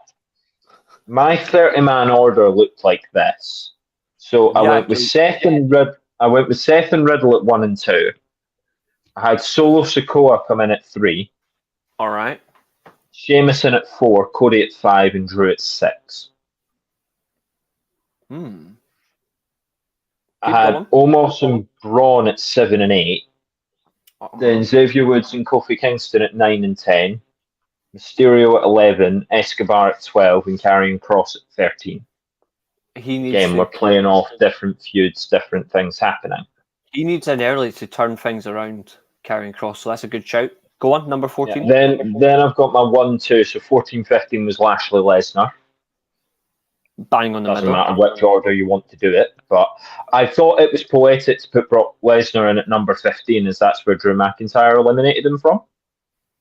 Yes, good shout. So I think that's what made me do it. That I had Gunther at 16 to start their WrestleMania feud. Miz at 17. He can play the classic. I'm not gonna go in yet. I'm gonna wait for all these giant men to disappear, and then the tiny balls chant goes off. Yep. Yeah. Jey Uso's gonna come in at 18. Yes. I don't have Jimmy in the match, but I do have Jay. I think what he did with Solo creates some tension if Solo's still around. So to be fair, this Rumble has Solo Sikoa booked as a sort of Iron Man. If he enters at 3 and he's still there when Jey Uso's here. I've got Pete Dunne at 19. I didn't call him Butch. Braun Breaker at 20. That's one of my surprise entrants. One of them. Keep going. I've got Edge returning at 21. Similar number he's had before. Good. Yeah, Damian Priest at 22 and Rhea Ripley at 23. Yep. I originally put AJ Styles. I was informed he's broken his ankle. Yep, he's done. He won't be there, So I replaced him for Okada. But that was just a joke. So imagine if that happens tonight, I think everyone's going to just die of shock. That'd be the ultimate that'd be the ultimate shock. Him or Switchblade. Yeah, but you could insert any sort of surprise debut, surprise appearance there. Nakamura at 25. I put Kurt Angle at 26 for a bit of fun. 27 if Randy Orton's returning. I think having him in at 27 so they can say, and more people have won from 27 than anywhere else. So they can do that thing. Bray Wyatt at 28, Austin Theory at 29.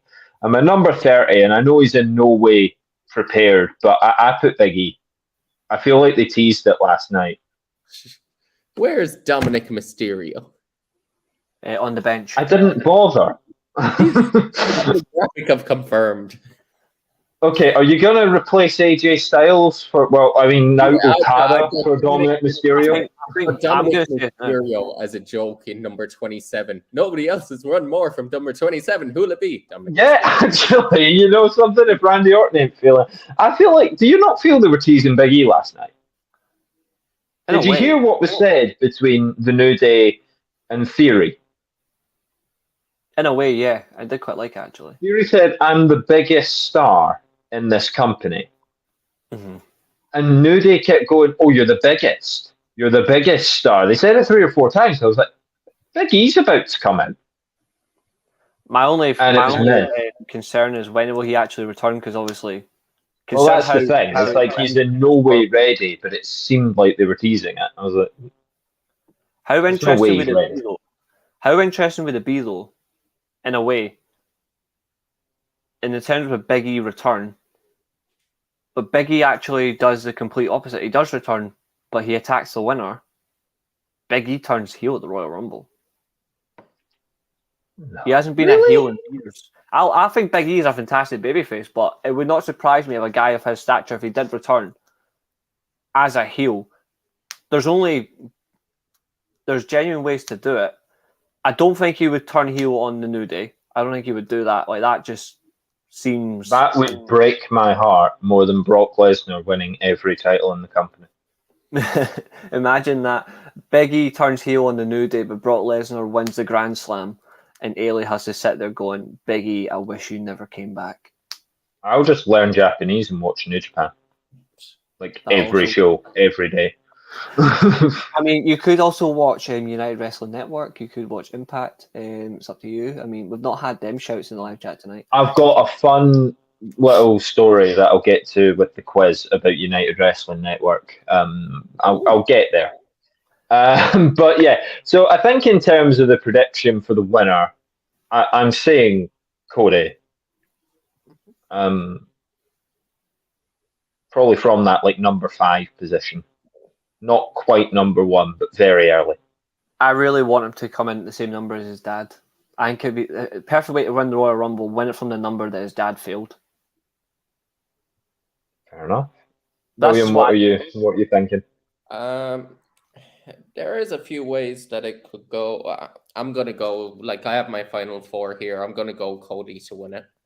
I think they will just do it. I do think Sammy will be in it. I think they'll tease it. I think Sammy's in the final 2, then gets eliminated by... No, not final 2. Final 3, anyway. But, like, I'll tell you, my final 4, just in case of ties and all that, I have Cody Rhodes, Sami Zayn, Seth Rollins, Kevin Owens. Sami Zayn eliminates Kevin Owens. That, therefore, makes Roman trust him a little bit more.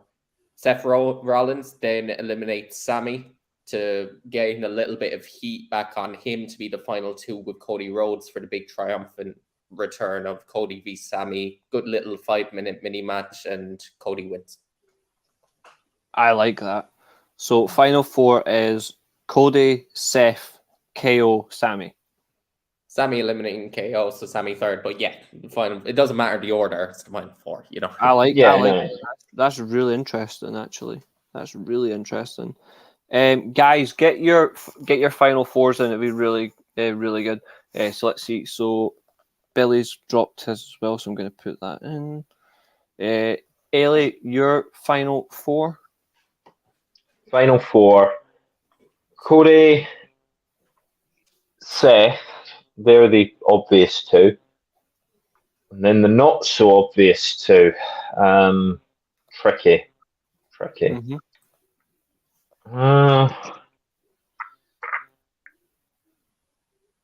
I think I'll say Brock for the meme. Okay. And I'm also going to say Braun Breaker. Interesting. Because I think if you are going to have Brock Lesnar in the final four, Braun Breaker should eliminate him. I mean, that should be the end of it. Brock Lesnar shouldn't go over to NXT suddenly wanting that championship. Brock Lesnar should be so embarrassed that Braun Breaker eliminated him that he should retire on the spot.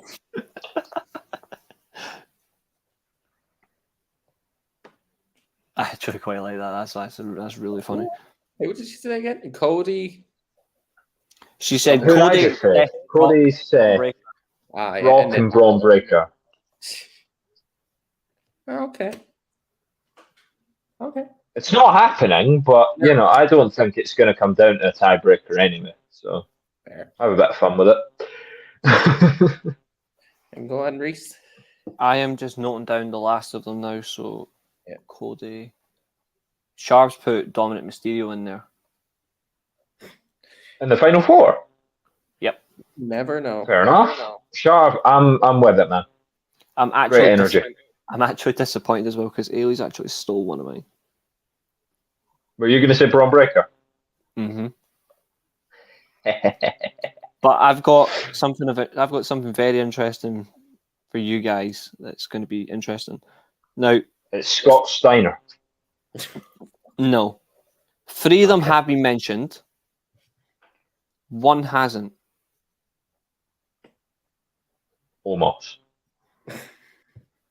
He has been mentioned tonight. Zack Ryder. Oh, not mentioned at all. Nick Aldis. Son of a bitch. No, not although I do think he's in the Rumble. My final 4 is fuck's sake, Evan. Every single fucking time. Yes! Yes! It's his moment. I do love all this, but I don't think it's going to be him. No, my final 4 is Cody Rhodes, Seth Rollins, Braun Breaker, Gunther. All right, yeah. I can actually see some good sort of stuff going on between Gunther and Braun Breaker. No, that's not my thinking at all. This is where my final 4 comes in. Danny, I'm getting yours right now. So Danny's put final 4. We said Braun in theory. Okay. Roman theory. That's actually quite a good 4. I can definitely see 3 of them. I'm not sure where Braun. This is our last. He and Ricochet. How's he going to coexist? A lasting powerhouse could certainly work it. I think Solo's going to be. Solo eliminates Sammy. Sorry, Reece, change Finn to Fury. No, sorry, I can't. You've already locked it in. I can't do that. Sorry, bud. That's how the game works. I realised Finn was completely missing from my predicted order, so don't know what happens to him. Yeah, I've already locked it in, so there's nothing you can do now. But yeah, my thinking, right? I was never going to put in final 4. He's still Finn Balor. Yeah. So my thinking is, you've mentioned Brock Lesnar for the meme, right? I mentioned Braun Breaker as I expect Braun Breaker to be promoted to the main roster and actually compete in the Money in the Bank ladder match in the UK in July. I expect Braun Breaker to be in that match. I think that's a good way to get him embedded on the main roster, but not win the match. All right. But I have Braun to be eliminated by Gunther. Gunther to be eliminated by Brock Lesnar as a distraction. Lesnar distracts Gunther, which sets up WrestleMania. Right. So basically, Brock's music just hits, and then obviously distraction of it. I think he'll then allow. So I don't think it's necessarily going to be Lesnar eliminates Gunther. It'll be Lesnar's distraction that does it. So it'll be Seth Rollins that super kicks him over the top rope, and then I do have Cody to eliminate Rollins at the very end. So that's my way of thinking about it. Okay. Yeah, I mean, it's fair. I'm not. You change. You honestly, Billy. Right, that's it. The lid's now shut.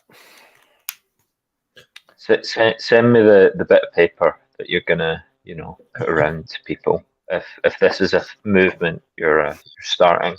Put in the B45. Billy, Yeah. you're honestly acting like a little bitch. Getting take your sacked half- in the morning. Take your half point and cry. So everyone's confirmed then, and Reece, while you put together everyone's predictions, we are all very boring, and we've all said that Cody wins this particular Rumble, but Yep. it's the logical progression, and logic is something that I'm a big fan of. And logically, if you win a quiz and you earn a shot at the champion, there will then be the championship quiz. And unless anyone's got anything else to add ahead of the Rumble, remove daily main host. Yeah, I'll take main host. I'll take a promotion. You're such a crybaby, honestly. So I have here 10 questions that go all around the world, and the reason that United Wrestling Network got mentioned and made me laugh is because I honestly tried to find a question about it. And William, how aware are you of the United Wrestling Network? I probably ain't got a bloody clue. Yeah, it was mentioned to us by Willie, a good sort of regular listener. I'm not sure if he's a regular listener anymore, but I'd love to know if he is. You attacked him. He mentioned, I didn't attack him. I merely rebutted his points and passionately defended the WWE as a mark. Beta bootlicker that I am for the WWE and the vibe that it is, and the fact that I don't know who Dave Marquez is. Anyway, I tried to find questions about United Wrestling Network and couldn't find anything about it. I Googled it, I Googled trivia, I Googled questions. I could not find a single thing about this promotion. Because you want to know why? Or are you going to tell everyone the reason?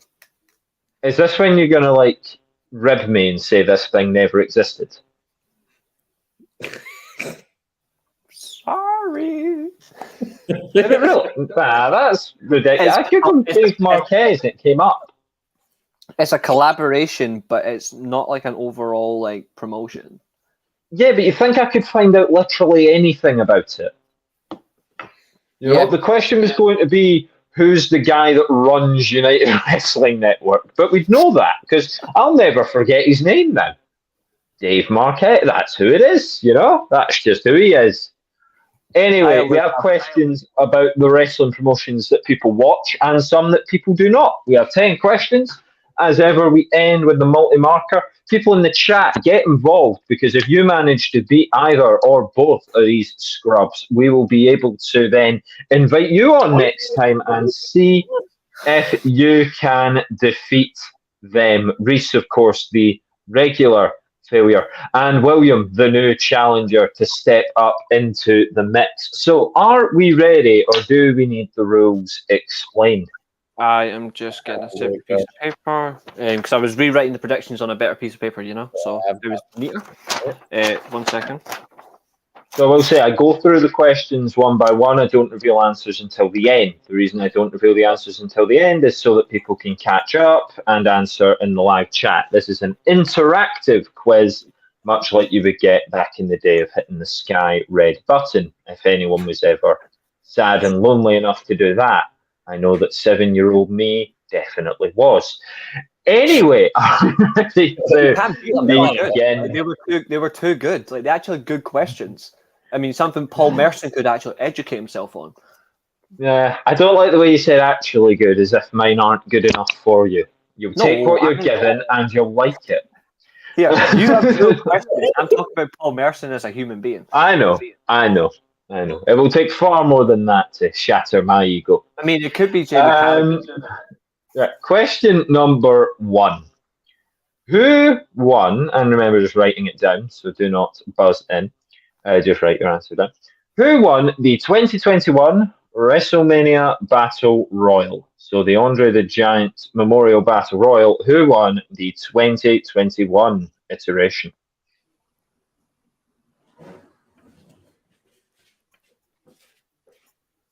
William, you're looking slightly confident there. Mm-hmm. Yeah, you happy? I don't know. Well, let's see at the end. We'll see at the end. Fair enough. If Reece loses predictions, he needs to acknowledge the tribal chief. I will not. Sharv in with an answer. Keen in with an answer as well. So Luca says, big up, Cody will win it, and when do you think Edge will return? We think Edge, well, I think Edge returns tonight. Does anyone want to quickly weigh in on that one? Well, as only 19 people have been announced, there's still several to go. I think he would be one. I think he is viable to be in the match. So yeah, I think he might. Right. Fair enough. Right, as ever, I can't put the answers on the screen right now, people, but I am reading them. So if everyone is happy, let's move on to question number 2, an apt question for tonight, or at least for the event. Who was the number 30 entrant in the 2019 Men's Royal Rumble match?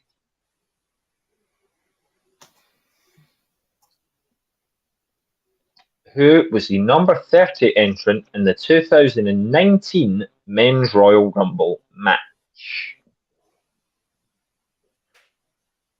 Not that far back, and yet feels like a lifetime ago. 4 years. Yeah, we're all getting old.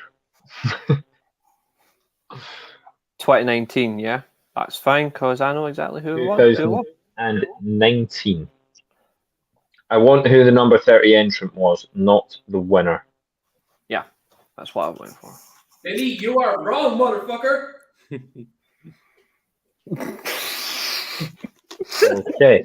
And Danny, I am seeing your answers now, so if you want to put them in at that, you're watching on a bit of a delay, that's absolutely fine. I am seeing them. So, we're all happy to move on to question number 3? Mm-hmm, yeah. Right, perfect. In which arena did Hulk Hogan defeat the Iron Sheik to win his first WWF Championship? In which arena did Hulk Hogan defeat the Iron Sheik to win the WWF Championship for the first time? Yeah, it's quite simple actually. No.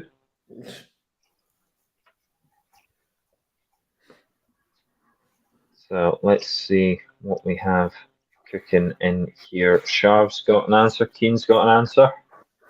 Danny's in with his answer at number 2. I think everybody will get this, to be fair. Yeah. So I think, as I say, Danny's on a bit of a delay, but that's fine. Just keep numbering your answers. Mm-hmm. You are a legend. Well, thank you very much, Sharv. I do appreciate it. So, question number. And it's a darn shame. Question number 4. The clock going forward now and back closer to the present day. What was the main event of AEW All Out 2020?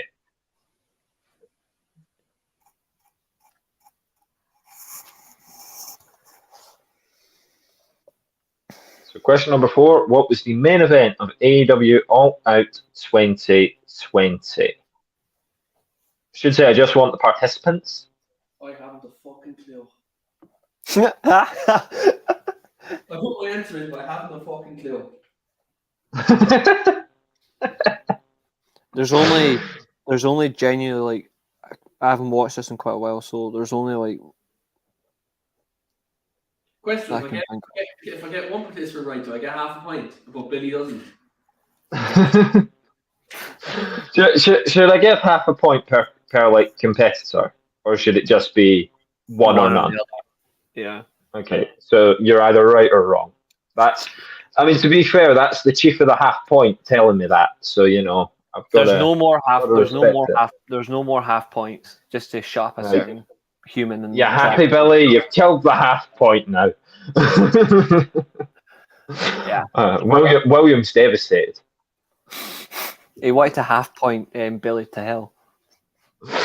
You're going to win this on half points. A half man slam.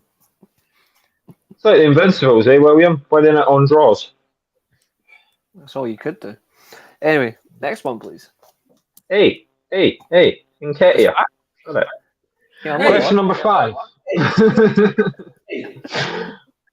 Question number 5.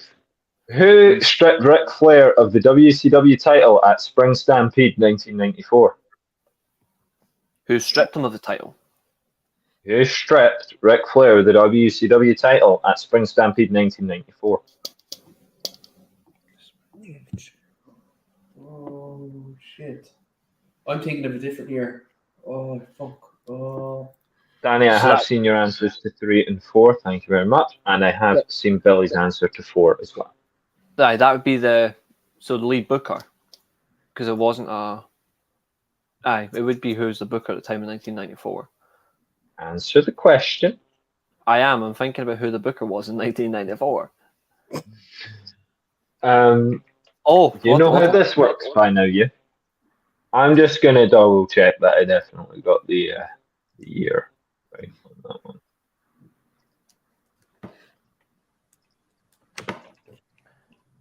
Spring Stampede 1994. I don't. Hulk Hogan. You better not be Google, guys. Hulk Hogan joined that soon after that, and he faced Ric Flair for the world title at Bash at the Beach. Yeah, I'm going to check if I got the year. Hogan was world champion as well for over 300 days. So Spring Stampede was before his debut. I don't. Yeah. I really need to have more belief in myself when I write these questions, honestly. I was just checking, did I have the right year? Did I have the right this? Did I have the right that? Spring Stampede definitely before Hogan's debut. So yeah, that's fine. Okay. I see Danny's answer, I see Sharp's answer, I see Keen's answer, I see Bill. So Keen this time not weighing in with not an effing clue. Which is always an improvement. Right, are we all happy with that one? Yeah. What? Okay. Question number 6.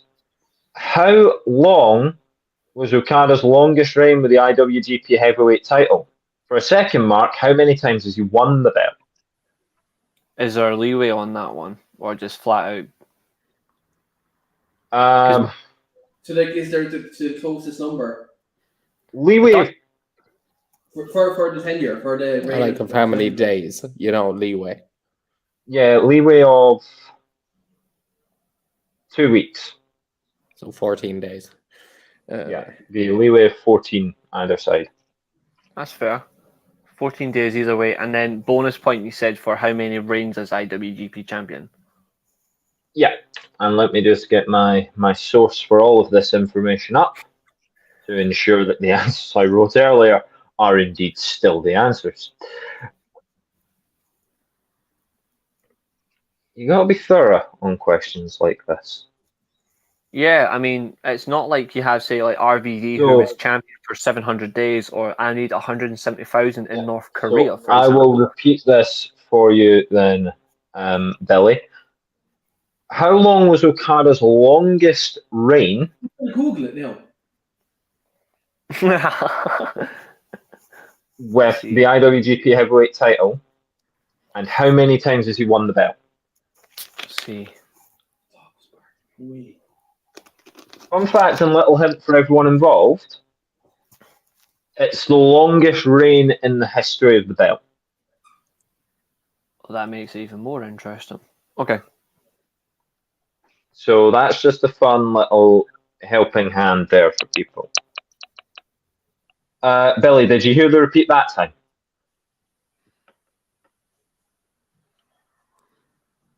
Just gonna wait on the confirmation. Yeah. There. Okay, right. Billy has his answers in. Right, great, cool, smashing, super. Let's go. I've got So, mine in business. question number 7, and we're coming to the forte of Reece's mind. Who received the pink slip in 2008 Feast or Fired match? What was the question again?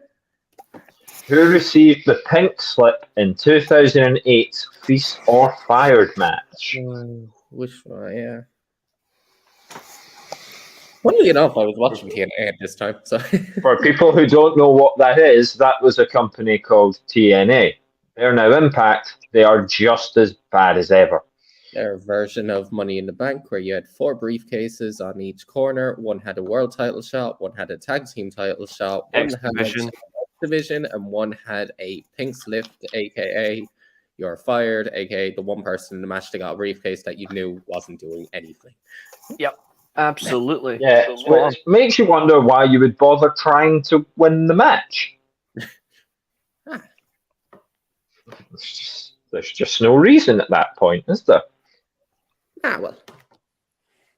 Okay. So, starting to get answers in for that one. To repeat question 7, who received the pink slip in 2008's Feast or Fired match? TNA. You were. When it was at its peak. That was when it was at its best. 06 to 09, best years of TNA. Probably, yeah, I would go probably a little past its best. No, TNA went downhill after they went to 4-sided ring for Genesis 2010. Yeah, but I'd probably say like 2006. If I had to pick like 1 year of TNA to like give props to, probably 2006. Yeah, getting like Angle in, getting Sting to reinvent himself to face Jarrett for the world title, like Bound for Glory. Like it was a genuinely good year for wrestling as well.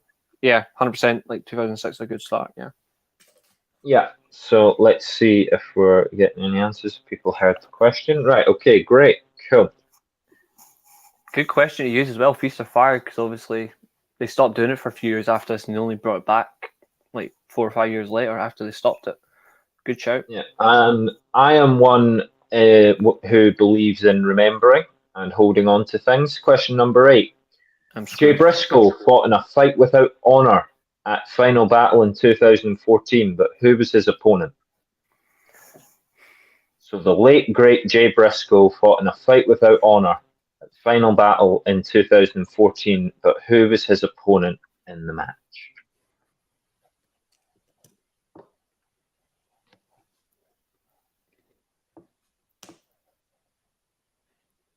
Yeah, you confident, William? No. just the way you're like staring deadpan, you're like, yeah, I've got this. I was like, yeah, that makes sense. Quiz my eyes closed so I could. Yeah, I've got an answer let's see. that would make a little bit of sense that I'll go with, you know? Here, Sharp, Billy, Keen, all with the answers in.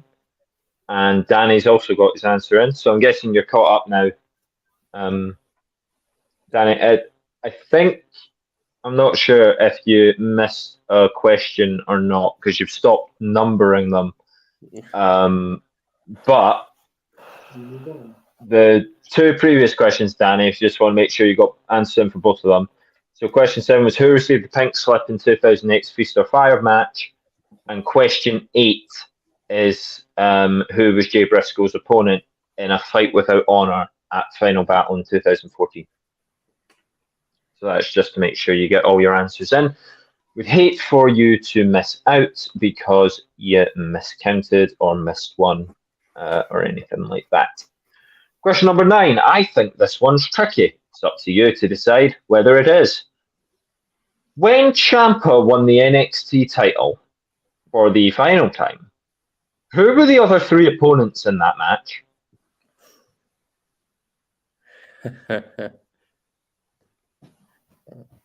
Who was the other one? Also, what's that guy's name and not his nickname?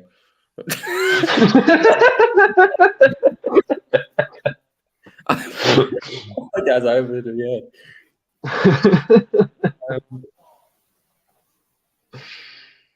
So question number 9 again for you lovely people in the chat. When Ciampa won the NXT title for the last time, who were the other 3 opponents in that match? All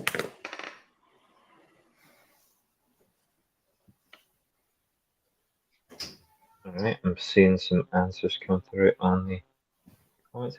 Okay, right, I see. Okay, good. So Danny's And how you his that's how you great. doing that question? Are you doing a point for each, or all three to get 1 point? How you doing it? No, we'll do a point each.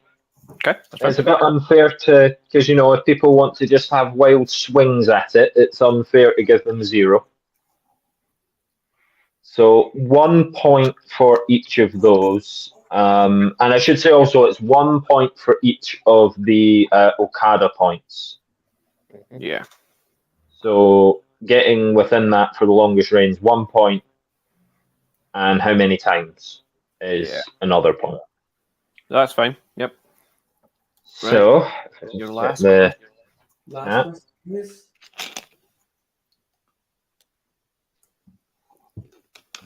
okay, the final question, and as you know, I love to end with a multi-marker. This multi-marker is pertinent to tonight. Will we see someone else join the list? 7 wrestlers have won at least 2 Royal Rumbles. I want to know all of them. What was that again? 7 wrestlers have won at least 2 Royal Rumbles. Who are the 7?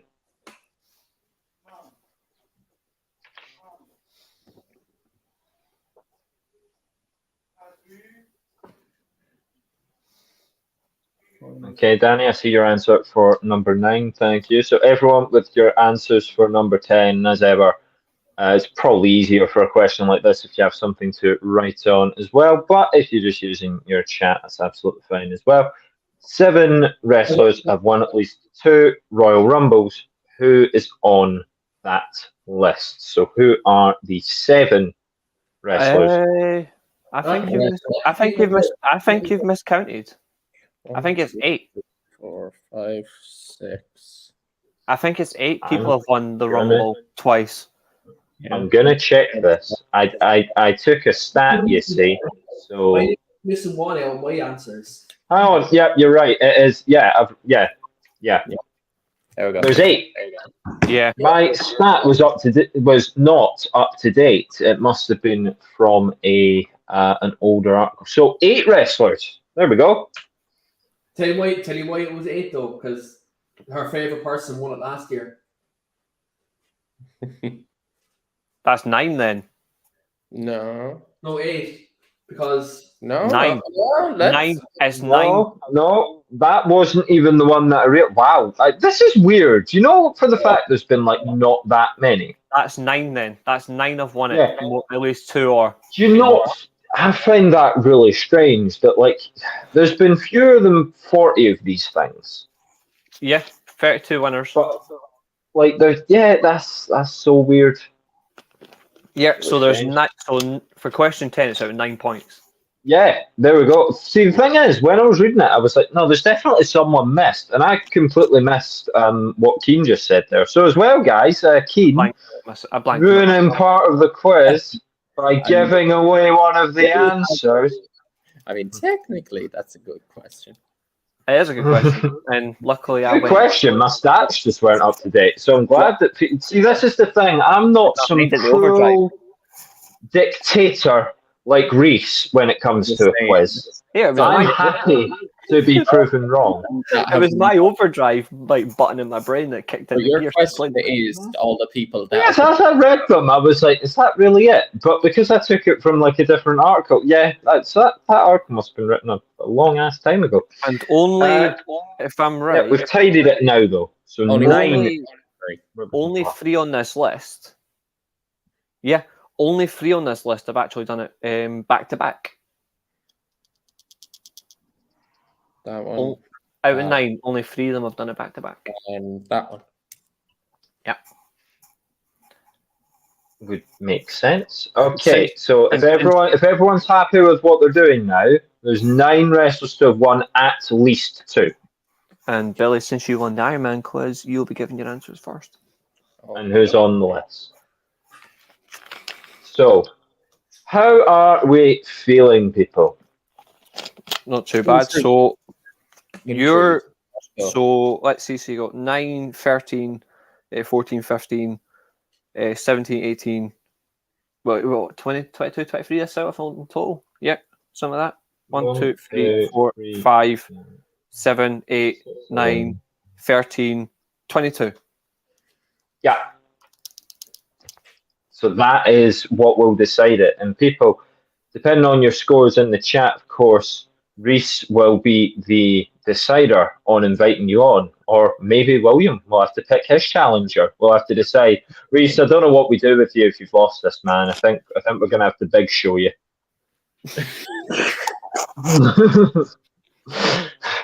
I'll just turn it into a triple threat match, and then it happens. We're just going to have to cut you. Can you fake cry? No. Oh, that's a shame. Now what we'll do is a WrestleMania 2000 moment where I get screwed out of my Royal Rumble winner, because obviously Rock right here. I get screwed out of my Royal Rumble by the Big Slow, which then leads to a rematch on Raw, which I get screwed out of, which then leads to a further rematch on Raw, which I win, get back in, and then I get covered by the stupid challenger, who is eventually the champion, which then leads to some randomer who claims to be Linda McMahon, then change the whole thing a fatal 4-way elimination match. Because after all, that could never have been 2000 in the first place.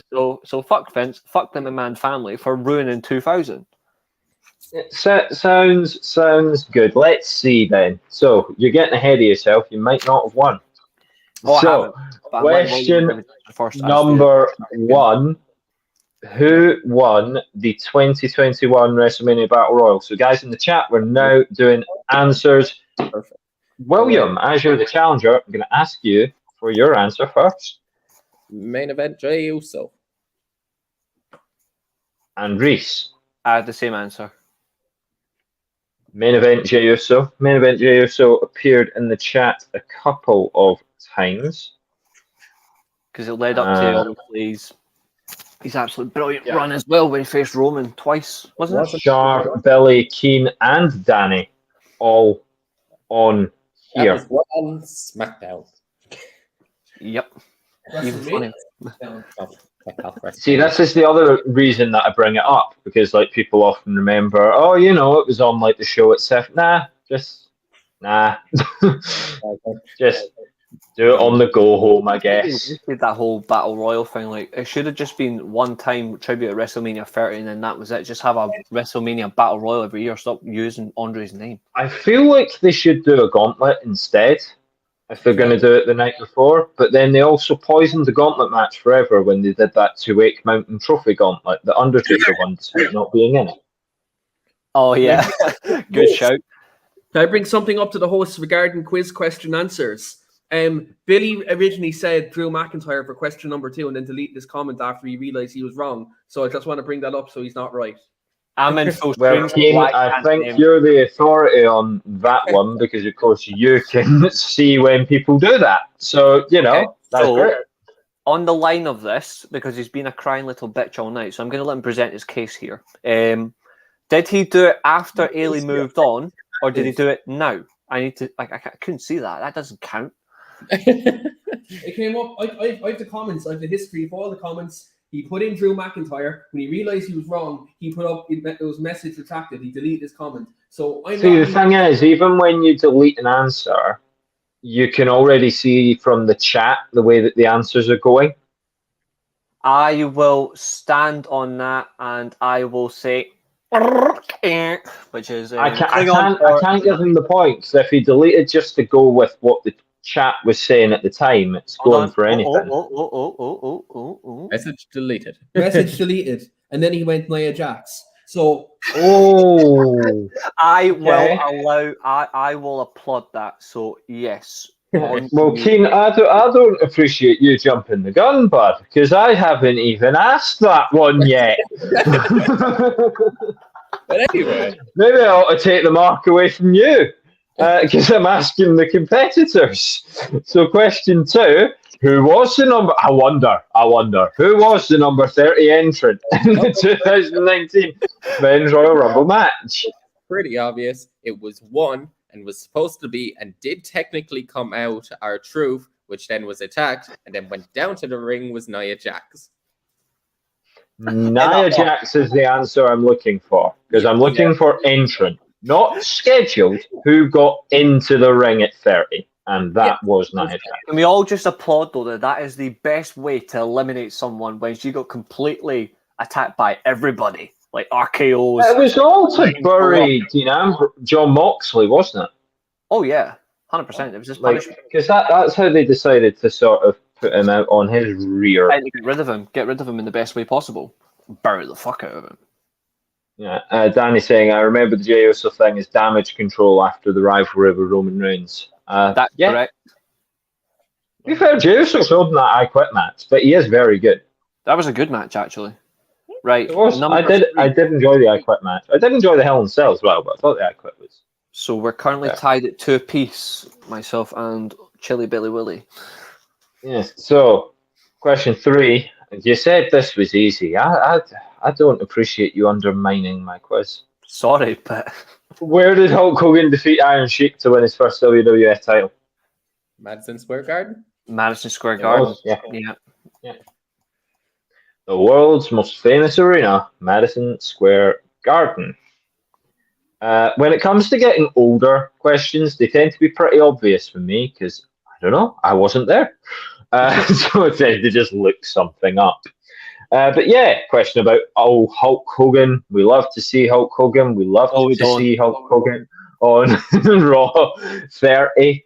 We absolutely love seeing that man, and I, for one, hope he's a surprise entrant in the Rumble tonight. Apparently, this came out according to Ringside News, so I doubt it's true because obviously everyone gets robbed these days. He said he can't feel his legs anymore after his recent surgery. He can't feel anything in his legs. Probably all the time, but he's buried people with that leg drop. That he's maybe. I mean, years of hitting leg drops gonna happen. Question number 4 and the answer. And Keen, I'd like you to go first if you're there, because I love the answer, not an effing clue, but I'd like to know what you went with. Omega Jericho. I didn't have a fucking clue. Right, yeah, I did see it in the chat. It's not right. But at least you named the main event of an AEW show. So, yeah, that's right. But maybe we'll reward you a cheeky half point just for the lols. Right, so who was the main event? William, you can go first here. I've probably got this wrong. I said Kenny Omega versus Hangman Page. Neither of those men were in the match. I Reece, had. What did you See, the thing is, my whole idea at the beginning was Omega versus Moxley, but then before even wrote my answer down, I had a brief change. Luckily. Oh, you deleted an answer. No, I didn't write I didn't write it down. I didn't write my answer down. But my actual answer in the end was Young Bucks versus the Lucha Dragons, because I just couldn't be arsed because I completely forgot. So I went for the tag team title match. That's also wrong. Yeah, because I couldn't remember. So someone did get this. No surprise. 2 people got it. Google search. No. Danny got it. It's customary. Good man. Billy's initial guess of Mickey Wardlow. I wondered who it was, but he did be Moxley Wardlow.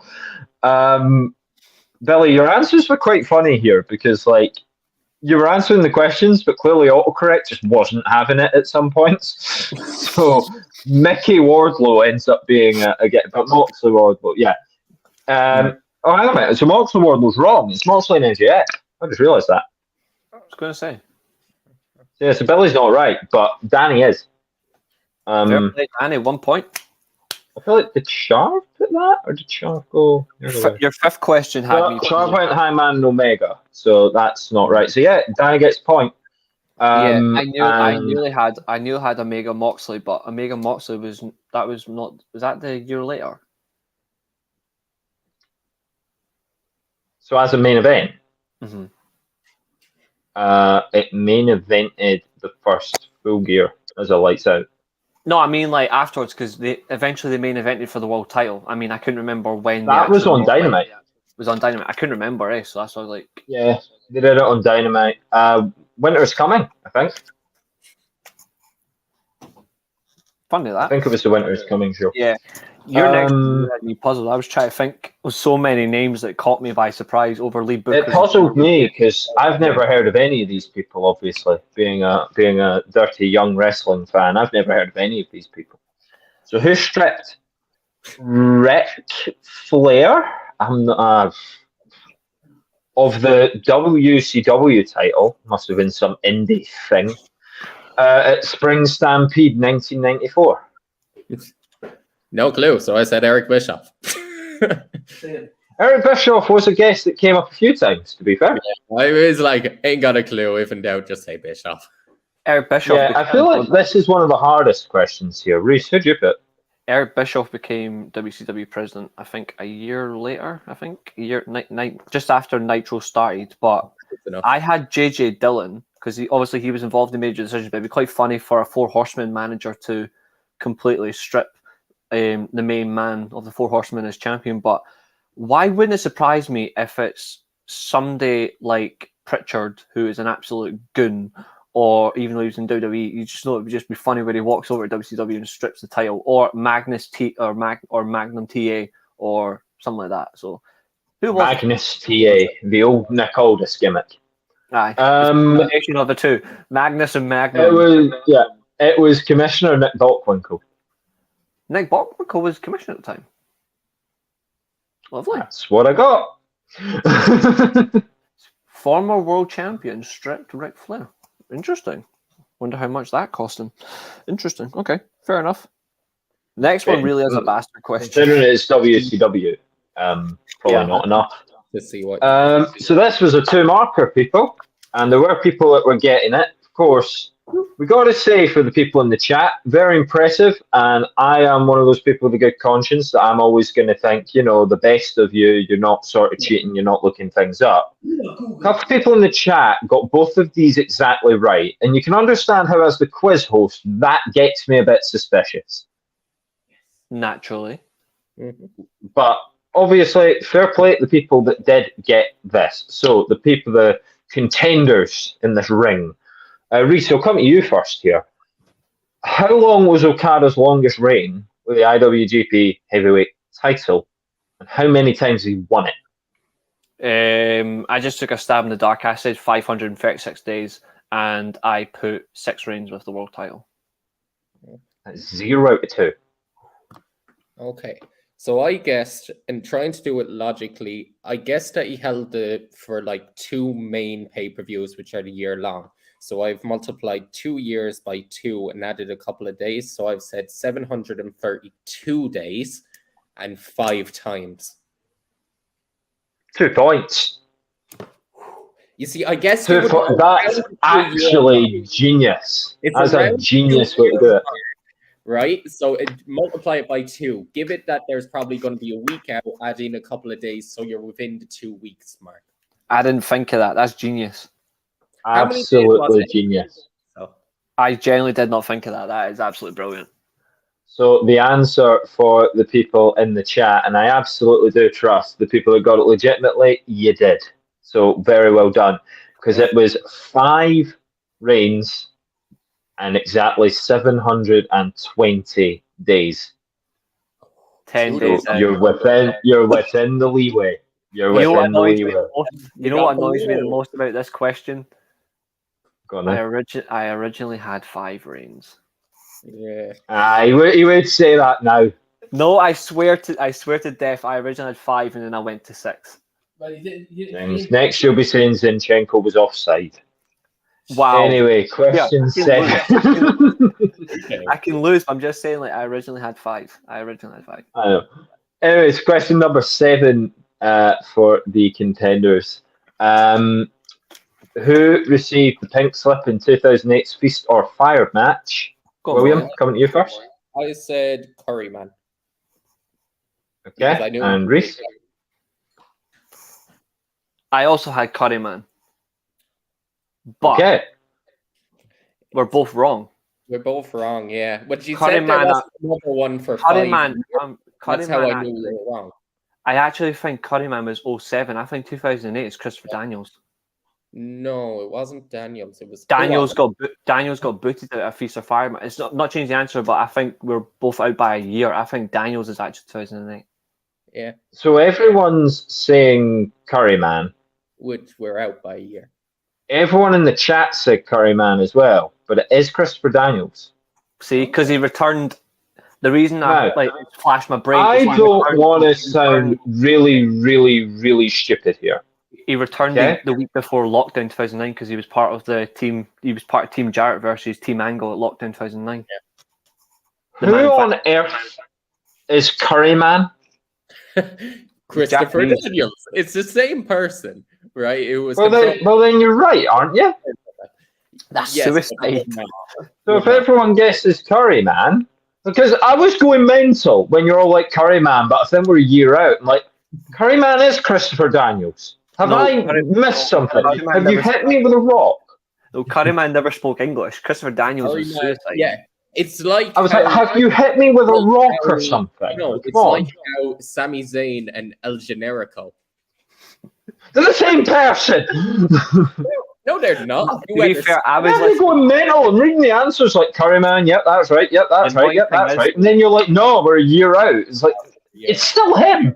the annoying thing is though, I was trying to remember in my head which one Curryman was actually in. And then I Well, was you're my least favourite contender so far. But considering there's also only been one, you're my most favourite contender as well. They winning.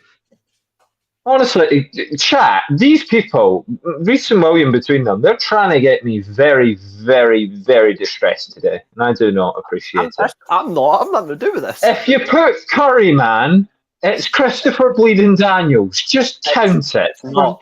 For Jane's sake. Fine. It's definitely not like Curryman, and Curryman for one didn't speak English. He spoke Japanese. Right. Is Curryman Christopher Daniels? No. Yes. No. Keen, I can hear you saying yes. Thank you for being the soldier of sanity here.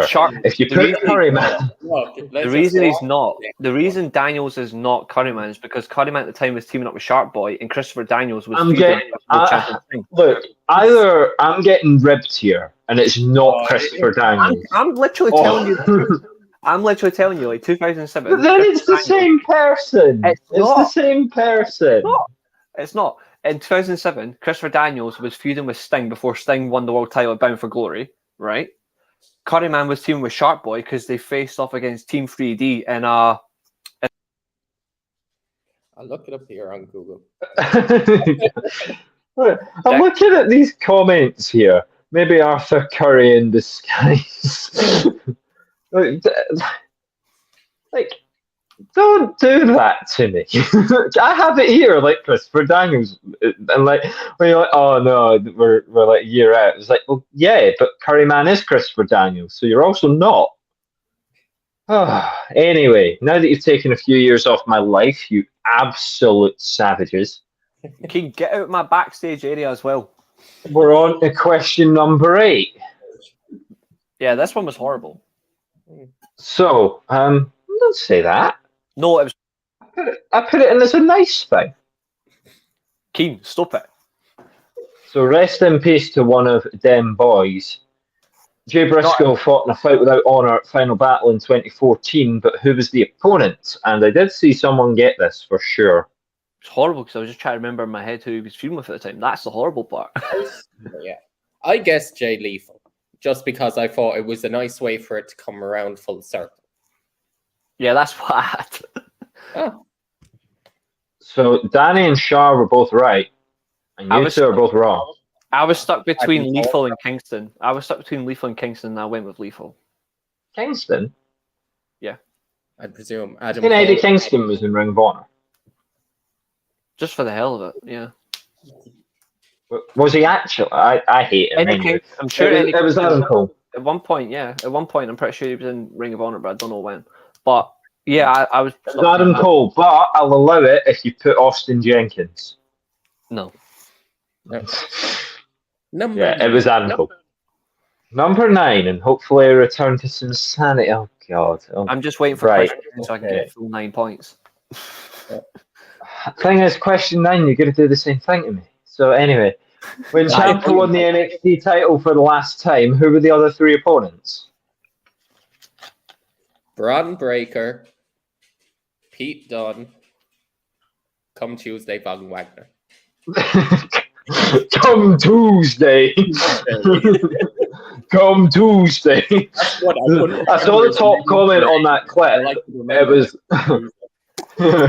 I saw the top comment on that clip, and it was like, if I had a nickel for every time Von Wagner said "Come Tuesday" in this promo, I'd have 2 nickels, which is not a lot, but it's weird that it happened twice. Anyway, Reece, who have you put? Yeah, I had the same 3 there. Yeah, Von Wagner, Pete Dunne, and Braun Breaker. Braun Breaker. You both put Braun Breaker. I love Braun Breaker, so Braun Breaker goes in all my answers. Then But you're both wrong about Braun Breaker. LA Knight instead. And that is not an opinion. That is just a fact of life. Yeah! It was Eilidh Knight. I love that. So that's 2 out of 3 then. Yeah. Yes, 2 out of 3 for each of you. I'll take it. Yeah! Return to form. Now I can take my 9 points and walk away.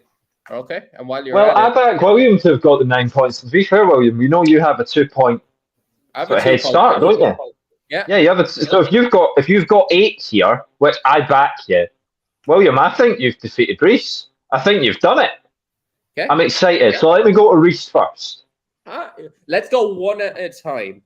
Right? Yeah, okay. Let's run them off sort of back-to-back style. So, Reece, I want you to start with 1.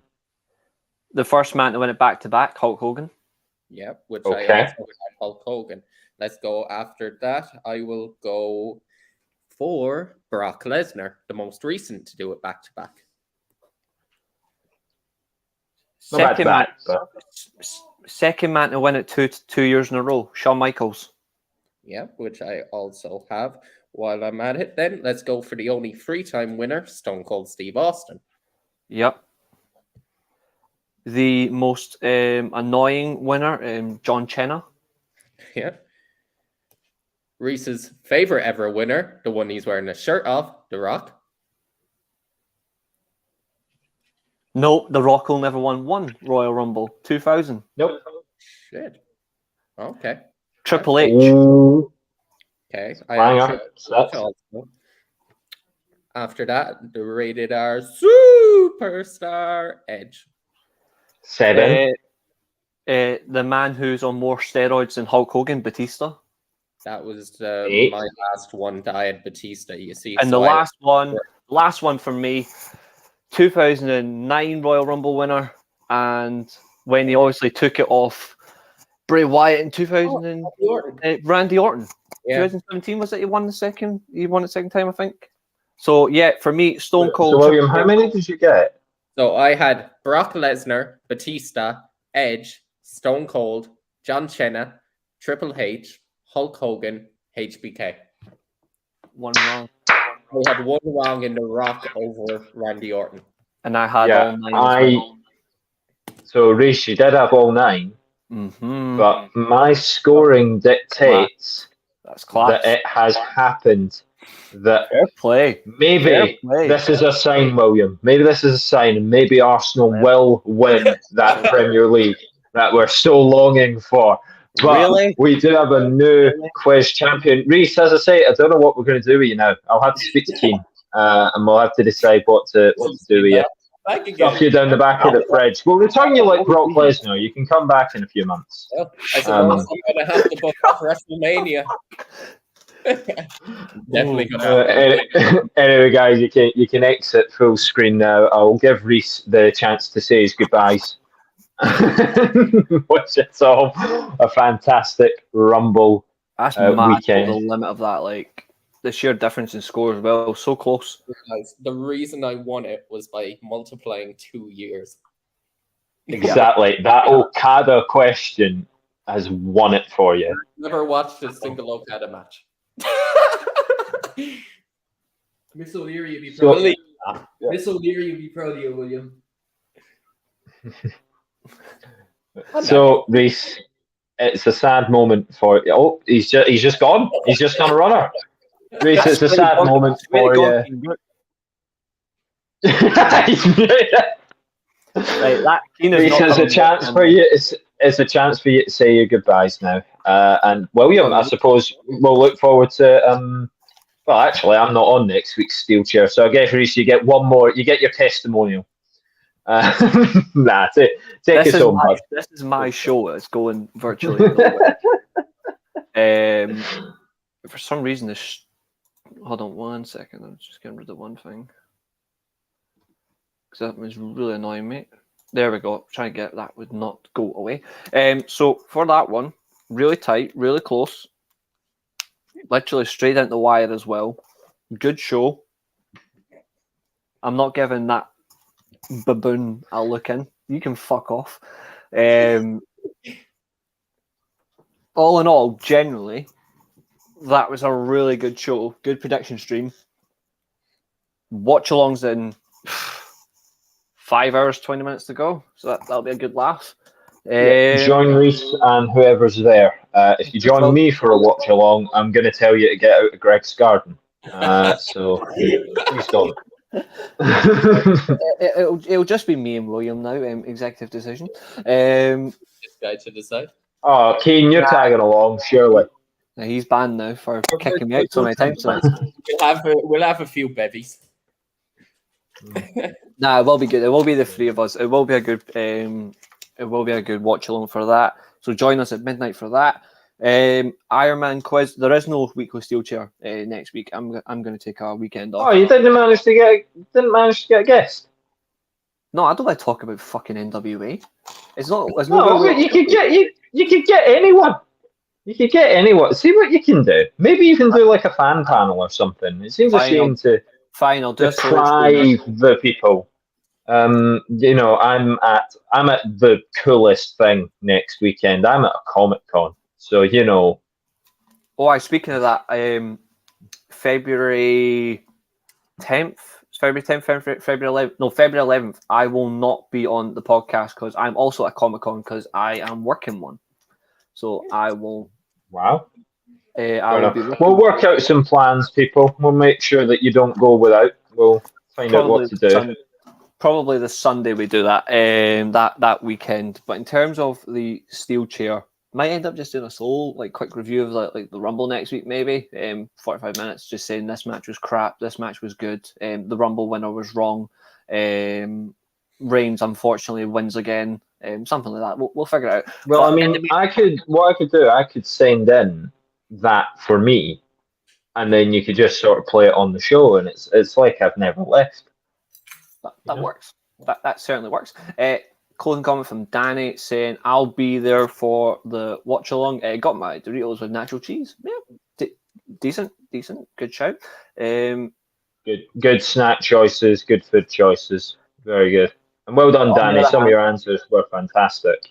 Yep. But on the other hand, though, simply put, we do have in March, because obviously Eilidh was bouncing around days of when she can do the quiz, when she can't do the quiz.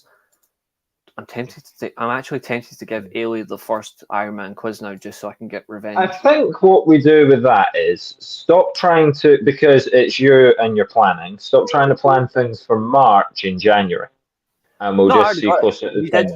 Yeah, because we know there's 1 week where you're not off. I think we said last week that we do the 11th. So that's when we'll be at it. But yeah, we'll work it out. But anyway. Yeah. Anyway, I want to go chill. So yeah, we need to get fed for the Royal Rumble. Exactly. So guys, thanks for tuning in. We'll see you at midnight. And in terms of the WrestleMania kickoff, which is tonight, obviously. Hold on. Let me finish. The WrestleMania kickoff story is tonight. So we're going there, and bye.